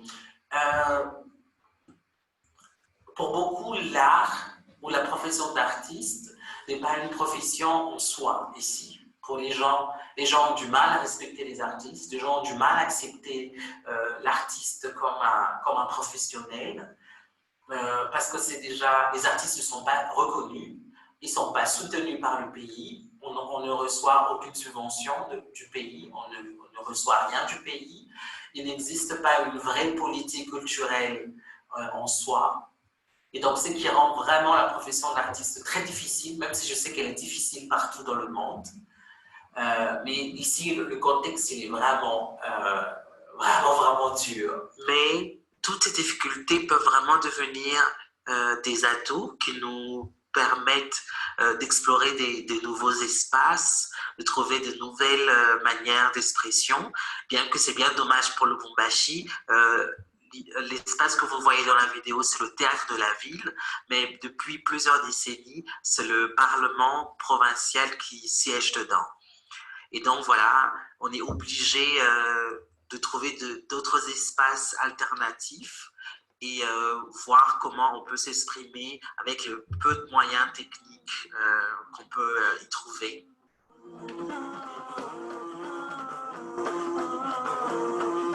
Et le temps s'arrêta!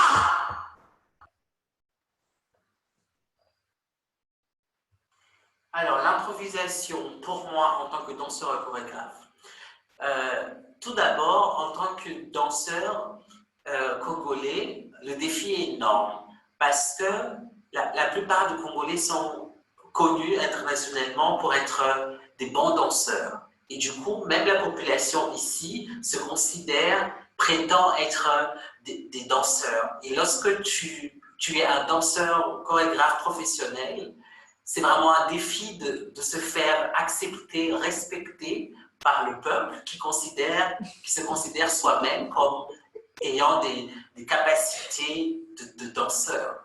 Et donc ça, c'est déjà un premier défi qui rend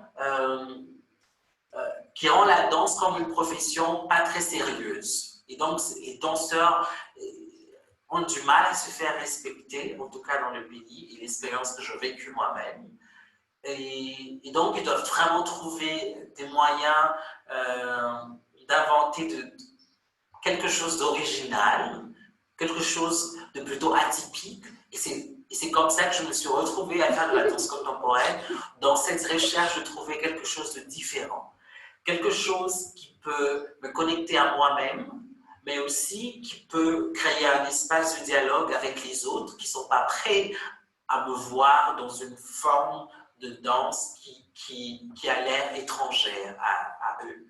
Et donc, dans mon travail, je construis beaucoup de choses sur base de l'improvisation, en utilisant plusieurs médiums. Je danse, je chante, j'écris. Et donc, j'essaie vraiment de ramener ces différents médiums dans un même espace et improviser de là. Et la plupart de mes pièces commencent par de l'improvisation, puis se construit sur base de ça. Et donc, c'est beaucoup de recherches que je fais avant d'entrer dans l'espace. Par exemple, récemment, j'ai travaillé sur un projet qui questionne les problèmes des mines, mining, dans la zone, ici, dans la région. Et le Bumbashi, c'est une ville minière. Et donc, j'ai dû faire plein de recherches avec des collègues. Puis, pour rentrer dans l'espace, c'était vraiment de l'improvisation sur base des éléments que j'avais recueillis. Et pour moi, les éléments, les facteurs clés sont le temps, l'espace et la mémoire. Et donc, lorsque j'improvise, je construis beaucoup en me connectant à ces trois facteurs. De me dire dans quel espace je suis, qu'est-ce qui s'est passé dans cet espace, que l'histoire de cet espace, c'est qui me connecte à la mémoire. Ma mémoire individuelle, personnelle, intime, mais aussi la mémoire collective. Comment je peux travailler avec ces deux mémoires. Et la question de temps, pour moi, c'est une question d'époque, une question de situation. Et par exemple, en ce moment, nous sommes dans un temps difficile, un temps de confinement, un temps qui nous confronte à la difficulté de se déplacer et d'agir comme on le ferait dans une autre circonstance. Et pour moi, voilà, l'improvisation en tant que chorégraphe se construit avec ces différents éléments. Pour moi, l'improvisation, c'est vraiment C'est comme un mode de vie. C'est un mode de vie plus spontané, plus réactif. Et c'est comme ça que je me suis même retrouvée à être appelée activiste, même si j'ai toujours eu du mal à me présenter comme ça. Et que je me suis retrouvée à être activiste parce que ma vie était faite d'action et de réaction. Je me retrouvais face à des circonstances, à des abus, et j'avais envie de réagir. Réagir en faisant un post, réagir en acceptant une interview pour en parler publiquement, réagir en montant un spectacle qui aborde une question plutôt sensible et qui raconte des histoires qui sont presque interdites et tabous. Et pour moi, c'est comme ça que je me suis retrouvée activiste pour les droits LGBT. Je suis gay, je suis artiste, je suis congolais. Et pour beaucoup de gens, ces différents termes, artiste, congolais, activiste, gay, tout ça, ne pouvaient pas se retrouver dans une même phrase.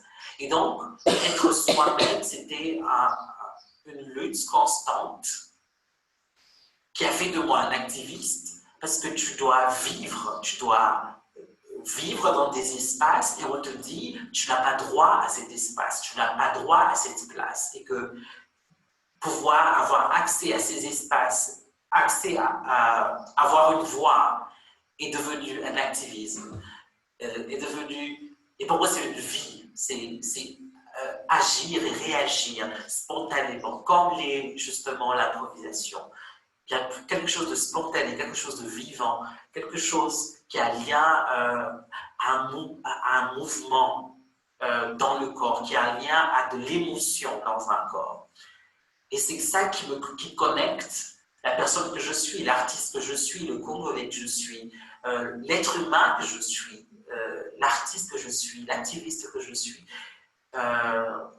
C'est cette envie de vivre, cette envie de réagir, cette envie de pouvoir laisser des marques, faire quelque chose qui compte pour soi, mais qui compte aussi pour la société, et qui apporte une certaine différence, une certaine différence qui peut inviter le changement.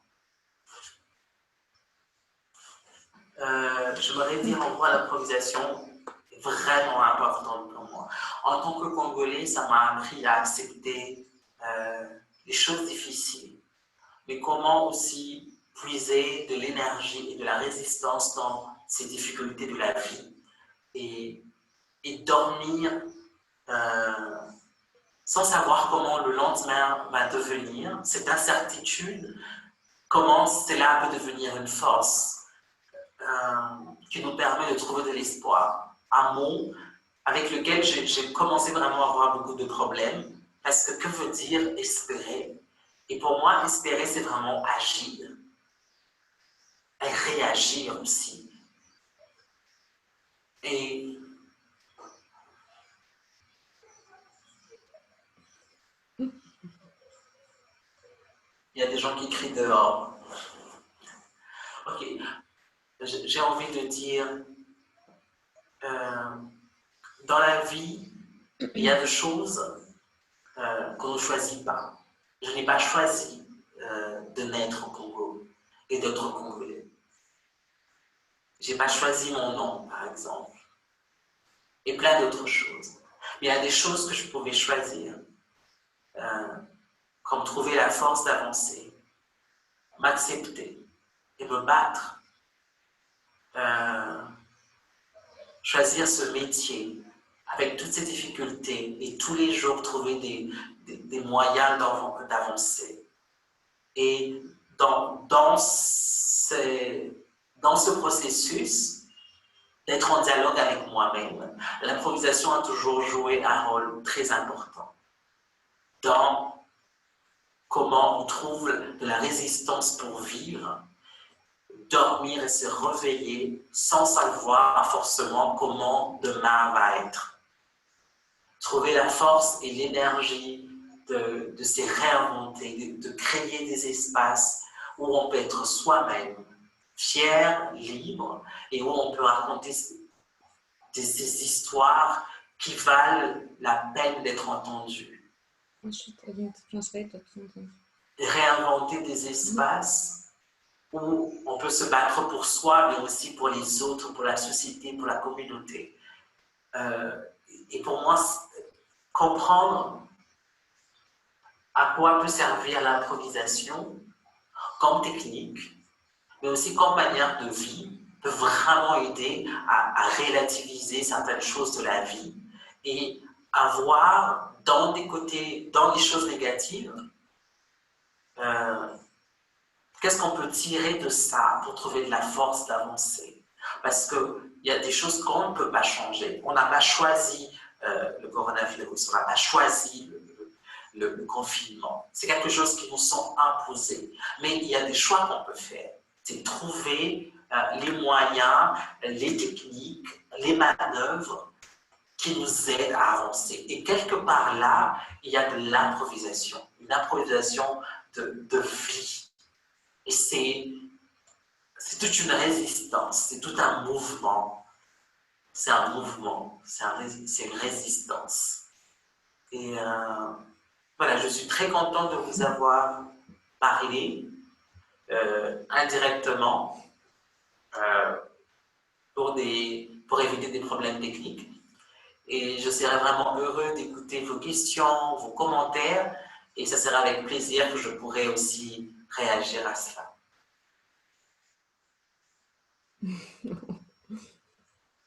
Okay.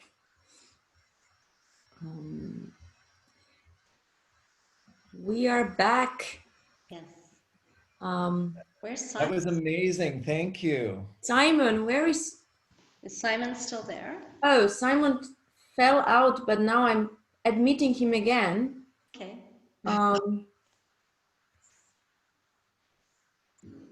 There. Oh, it's just the saxophone.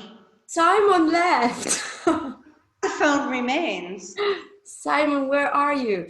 Well, I am... I need to see whether Dorine will find us. I mean, he got the link and I asked him to join after the movie is finished. But because the YouTube makes a little delay, it might be that he just... Oh no, but we are already actually online. So somehow he's not here. And Simon is talking to his family. Simon! Well, bye, Simon. We're improvising. Maybe somebody instead of Simon should just come up right now and pretend to be Yeah, here. that would be great. No, but leave Simon's picture there and just mute him. And if he comes in, then he's there. Here he comes. I hear his voice. I know it was approaching, but I still unmuted him in order we listen to something really. Hello, Simon. He's back. Okay. Hi. Hi, Simon. Hi. Have you missed the movie or did you watch something? Oh, I saw all the movie until we crashed. We crashed? look, no, we didn't crash. Oh, I crashed. I think that you crashed. Yeah, right. Yeah, okay. Now I think Dorine is coming. Yes. Oh, great. Hi. Bonjour Dorine. Tu peux nous entendre? Oui, je t'entends. Super. Merci. Salut. Salut. Salut. La Salut. vidéo était super. Merci beaucoup. Ah, Kit parle français Merci aussi. beaucoup. Moi, je suis canadien. Très bien. Ah, c'est chouette. Tu parles français, Kit, aussi? Oui, Vraiment? je suis canadien, moi. Yeah. Ah oui, bien sûr, parce que tu es canadien. Coucou. Ah oui. Bonjour Dorine. Bonjour, bonjour. Bonjour. Tu m'entends bien? Oui, on t'entend bien. I will have to do a kind of a bit of a translation work here to just enhance this talk or like a little exchange. I have to see if, do we have some, what do you need? Some paper? No, do we have some questions there? No questions. Oh. Only people extremely touched about the movie, and there was a person lively improvising with the piano.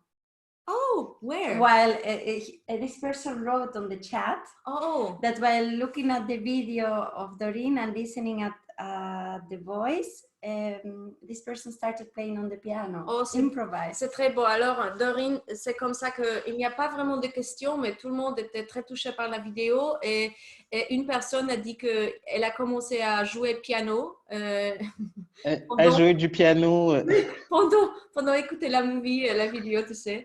Mais les gens envoient le cœur et tout ça, alors comme ça, dans le YouTube truc. Mais on n'a pas de questions. There is no questions really, but we can have some questions if we feel like talking a bit and asking Dorine about things, or if Dorine wants to ask us something. Let's please feel free. Alors Dorine, il n'y a pas de questions sur YouTube, mais je dis juste que je suis content. Tu m'écoutes. Mais non, mais je dis juste que peut-être nous, on veut te demander quelque chose. Et c'est pour ça que je dis aux gens s'ils ont des questions pour toi. Guys, would you like to ask something, or would you like to say something? I mean, it's not like obligatory, but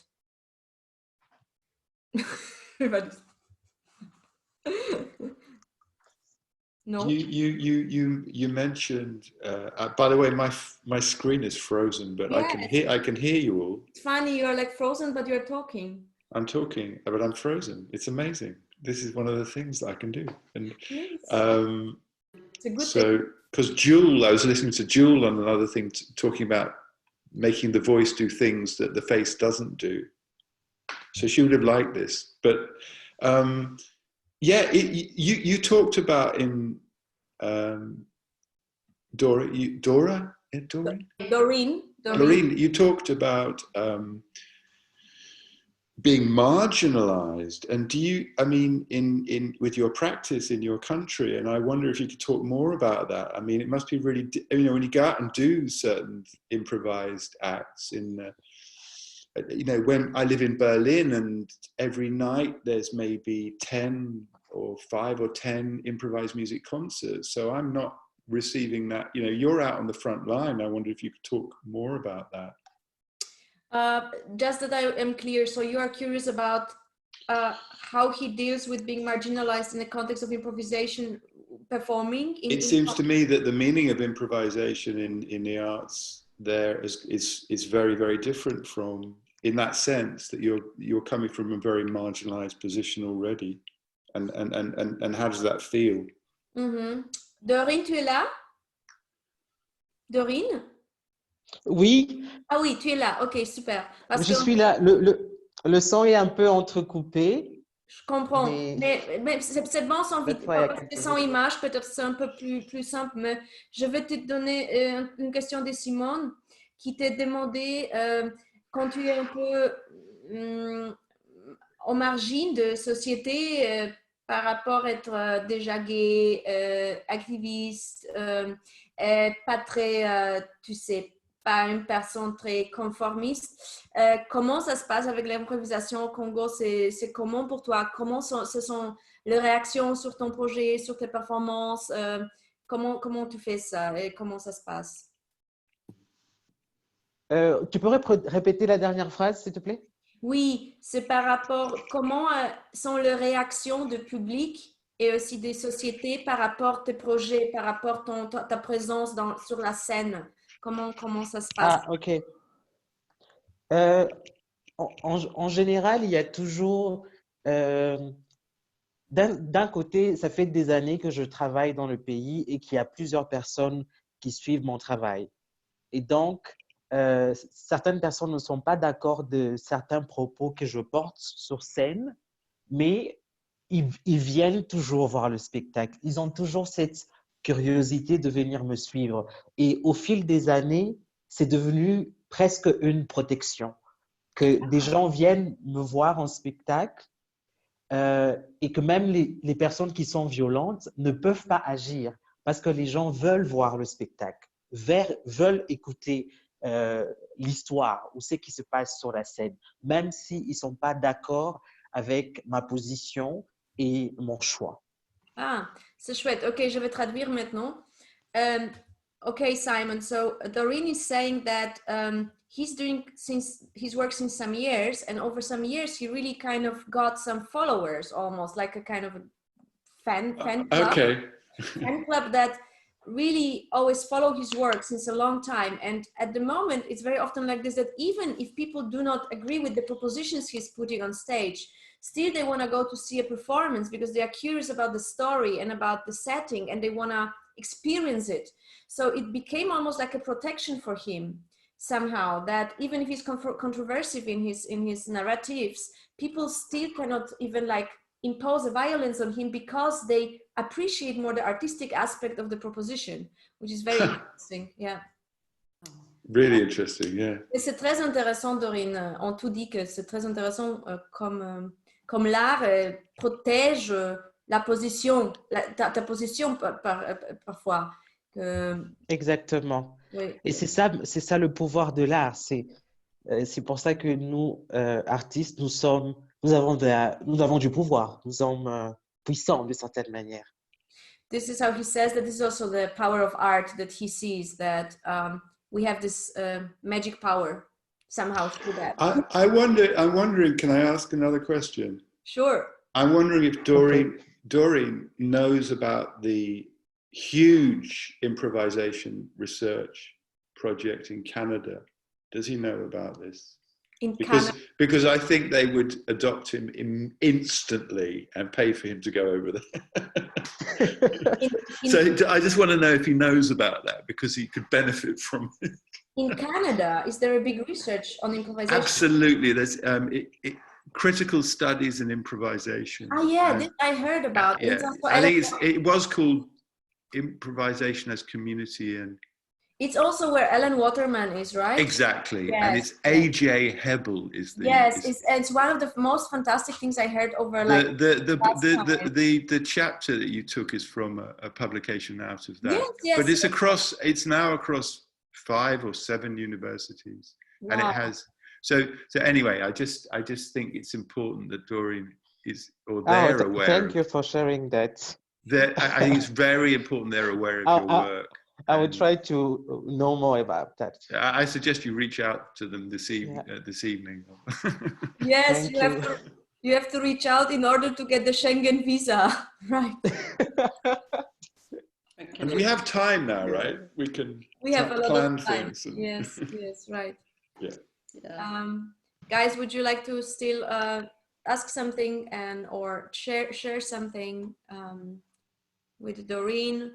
Or maybe, peut-être Dorine, tu veux nous demander quelque chose, ou si tu veux parler de quelque chose, peut-être je peux te demander comment ça se passe par l'instant, maintenant, parce que la vidéo était prise déjà un peu 2-3 semaines, mais comment ça se passe maintenant à Lubumbashi? C'est devenu mieux ou pire? Comment la situation? I asked how the situation is at the moment in there, because the video has been made like around 1 month ago almost already, and I just asked if it's better or worse, or what's this condition. Ouais. À présent, pour l'instant, on a eu juste une personne qui a été diagnostiquée positive au virus, ce qui est plutôt positif. Mais malheureusement, toute cette période, à cause de toute la tension qu'il y a autour, il y a eu beaucoup de problèmes d'insécurité, par exemple. Les prix de la nourriture a aussi augmenté partout dans la ville.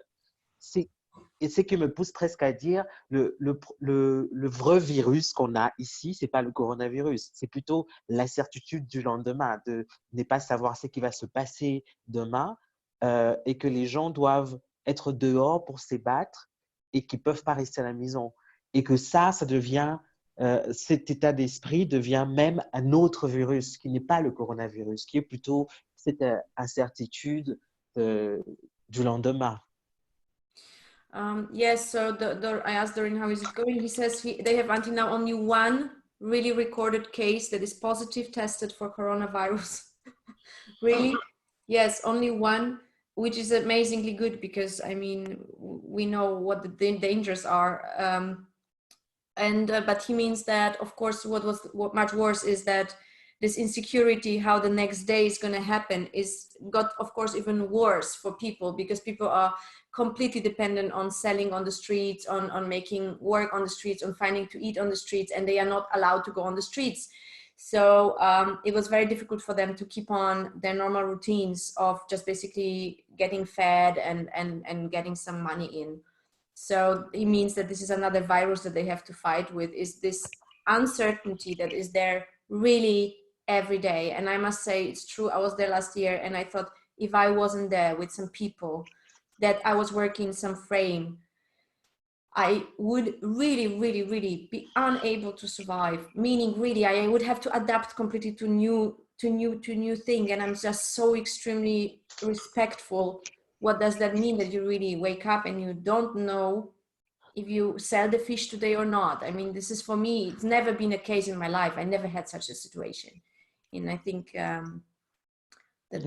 that's there, and how still people are waking up with smile and there's so much good energy. I was so shocked how calm that the violence is so low, that in other places I was thinking violence would be so big if people are so oppressed, but here it's somehow people have been just so generous towards each other and nice. Oui, tu comprends, Dorine? Ouais, j'ai compris, yeah, je sais. Ouais. So just my personal, very personal, subjective remark on that. I like this frame of that there is a virus, maybe in some other places, you know, economic precarity, what will tomorrow bring? I think that some people have been trying to think about this almost as a neoliberal condition, right? Like that capitalism has been increasing its production of anxiety. The number of people who are freelancers who don't know if they will be gentrified out of their city. And that's true even in Berlin, which is like the biggest center of contemporary art, or as you say, there could be 10 improvised music concerts in a night. Like there's nowhere else in the world that that is true, nowhere, in quite the same way. And even in Berlin, which one of the reasons that people are there is because it was a cheaper city.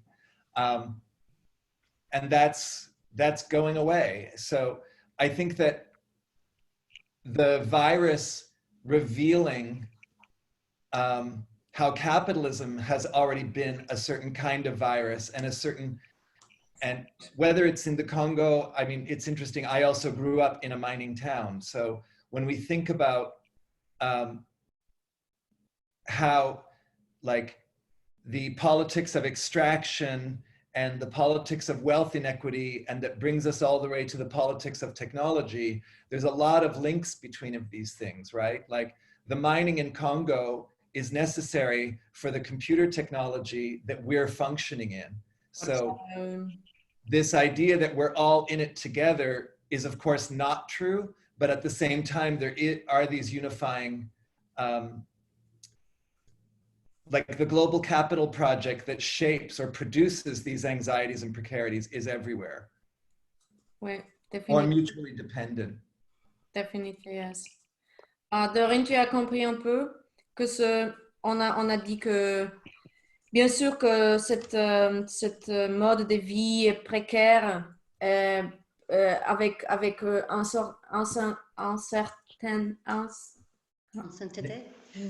incertitude.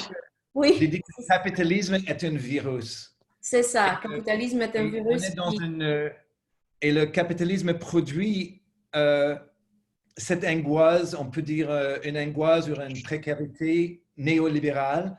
Et si on parle d'une mine au Congo, et j'ai dit que moi aussi je viens d'une ville des mines au Canada, mais le capitalisme produit une précarité et une inégalité économique qui est c'est aussi une espèce de virus mondial ou global. Oui, bien sûr. Oui. Alors que oui, alors, yes, I can totally, definitely agree. I think that what happens basically at the moment is that this virus, unfortunately, again, gives power to the ones that had already a lot of power and takes even the smallest amount of power from people who were just about to maybe locally get something, because again, what it does to us, we are maybe stuck in our houses, but people there cannot be stuck in our houses because they are not able then to survive. It was the same problem in India, where people just basically started to flee to the countryside because they knew if they are stuck in Delhi, they would just die of hunger. Yeah. And I think that I think that I wouldn't even dare now to go into the whole history of Congo, which when you start to just understand, and of course we all know, but it's just such a complex topic that I never know where to start to even think about that. Basically, what I think is so fantastic is that when I listen to Dorine's video, the mechanisms that he was talking about are somehow somewhat similar to many that we know that can be applied in different contexts. Mm-hmm. And I think this is for me very beautiful to see that his way of seeing the world through improvisation is actually also a certain way of resisting, of reactivity, of reactivating, reinventing in a very specific context that we are not part of. Oui, je juste dis Dorine qu'on sait tout que capitalisme c'est un virus, bien sûr, mais je dis juste que que l'histoire, la situation des Congo par rapport au Congo, bien sûr, c'est assez complexe, tu dis? Oui, complexe, que je ne veux pas maintenant juste ouvrir ce sujet. Mais j'ai dit juste que j'étais très heureuse de voir ton vidéo parce qu'on peut voir que les mécanismes dans l'improvisation que tu vois et que tu utilises sont quelque part le même mécanisme qu'on a ici aussi dans les différents contextes. Et ça, c'est beau de voir que quelque chose nous vraiment peut connecter dans certaines manières. Oui, c'est ça que je dis. Tu es là? Oh oh. He's there and he's chatting. He's still there. Dorine? He just put something on chat. Yeah, I know, but I don't hear him anymore. No. I know, but I think there's something going on with the connection. Oh, he says he doesn't hear us. He says he doesn't hear us either. It's also such a pity because from the YouTube stream we almost never saw the Dorine speaking. You know, they don't. So Zoom chooses only the faces of people talking. Pity. Pity. I'm so Okay. sorry. So he said he lost his connection. Okay. Well, Dorine. Oh. Yes. I totally agree. I totally agree with that.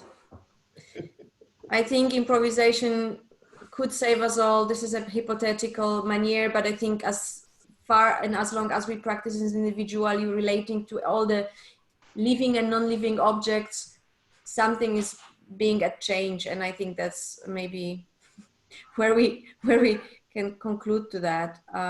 I'm very sorry that we lost Dorine. Dorine, it was amazing to hear you at least for 5 minutes and to watch the video. Was very beautiful message. I was very touched because I haven't been there for a long year, and to see again the streets and that this country that you really simply have to sense through so many different senses. It's a city that just really attacks you from every aspect, and it's just so overwhelming, but it was an amazing place. Are you seeing what his chat says? Oh, this is another problem that we have to face here. Less of 10% of the population have access to internet, and a very bad and low one. Yes, you are absolutely right.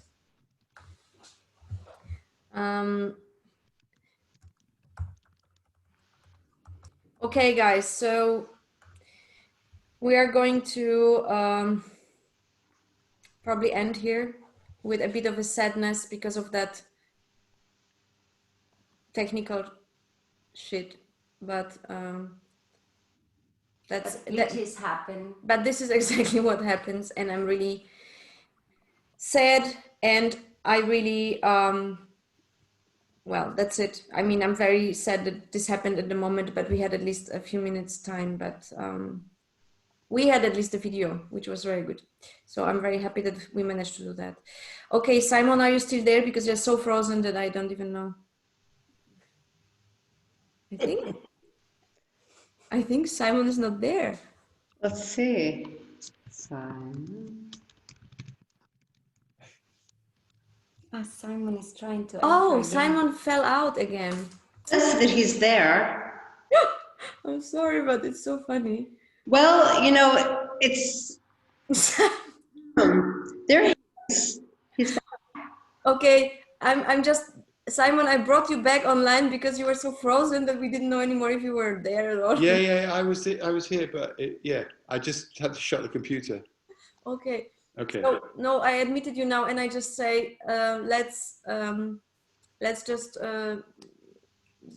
end here. It's already a very long time, and I wish you all the best. Please stay healthy, and if you feel like joining our other talks tomorrow, there is a talk at 11 European time about gathering and demonstrating and collective in the times of pandemics, and also how it could look like and what it is. And then at 3, you are still welcome if you want to register. There is a discussion where we can discuss together about the research through artistic practices and the social responsibility. And if you want to see the conversation on the voice we had earlier today, we will upload it in the homepage and in our YouTube channel tomorrow. Thank you. Exactly. Great, We'll be uploading everything. I'm very, very, very grateful. We had this amazing talk for 2.5 hours. The longest of all the talks. It's improvisation. It's improvisation. We could go on like that for like next, I know. But this is, well, so Keith, have a good start in your day. We are going to sleep in a moment. No, we have still, at midnight, we have still a lecture. Wow. I'm very, very happy to have seen you and to talk to you. And I hope to see you live. And Keith, we're not going to see in Vienna this year, which is really, because I guess you would be coming for Impulse Dance, but it's not happening. I know. So, but let's hope we find our way soon, because it will probably, the body will want to find its way. So I really hope so. Thank you so much for hosting this and bringing us together even through the Zooming.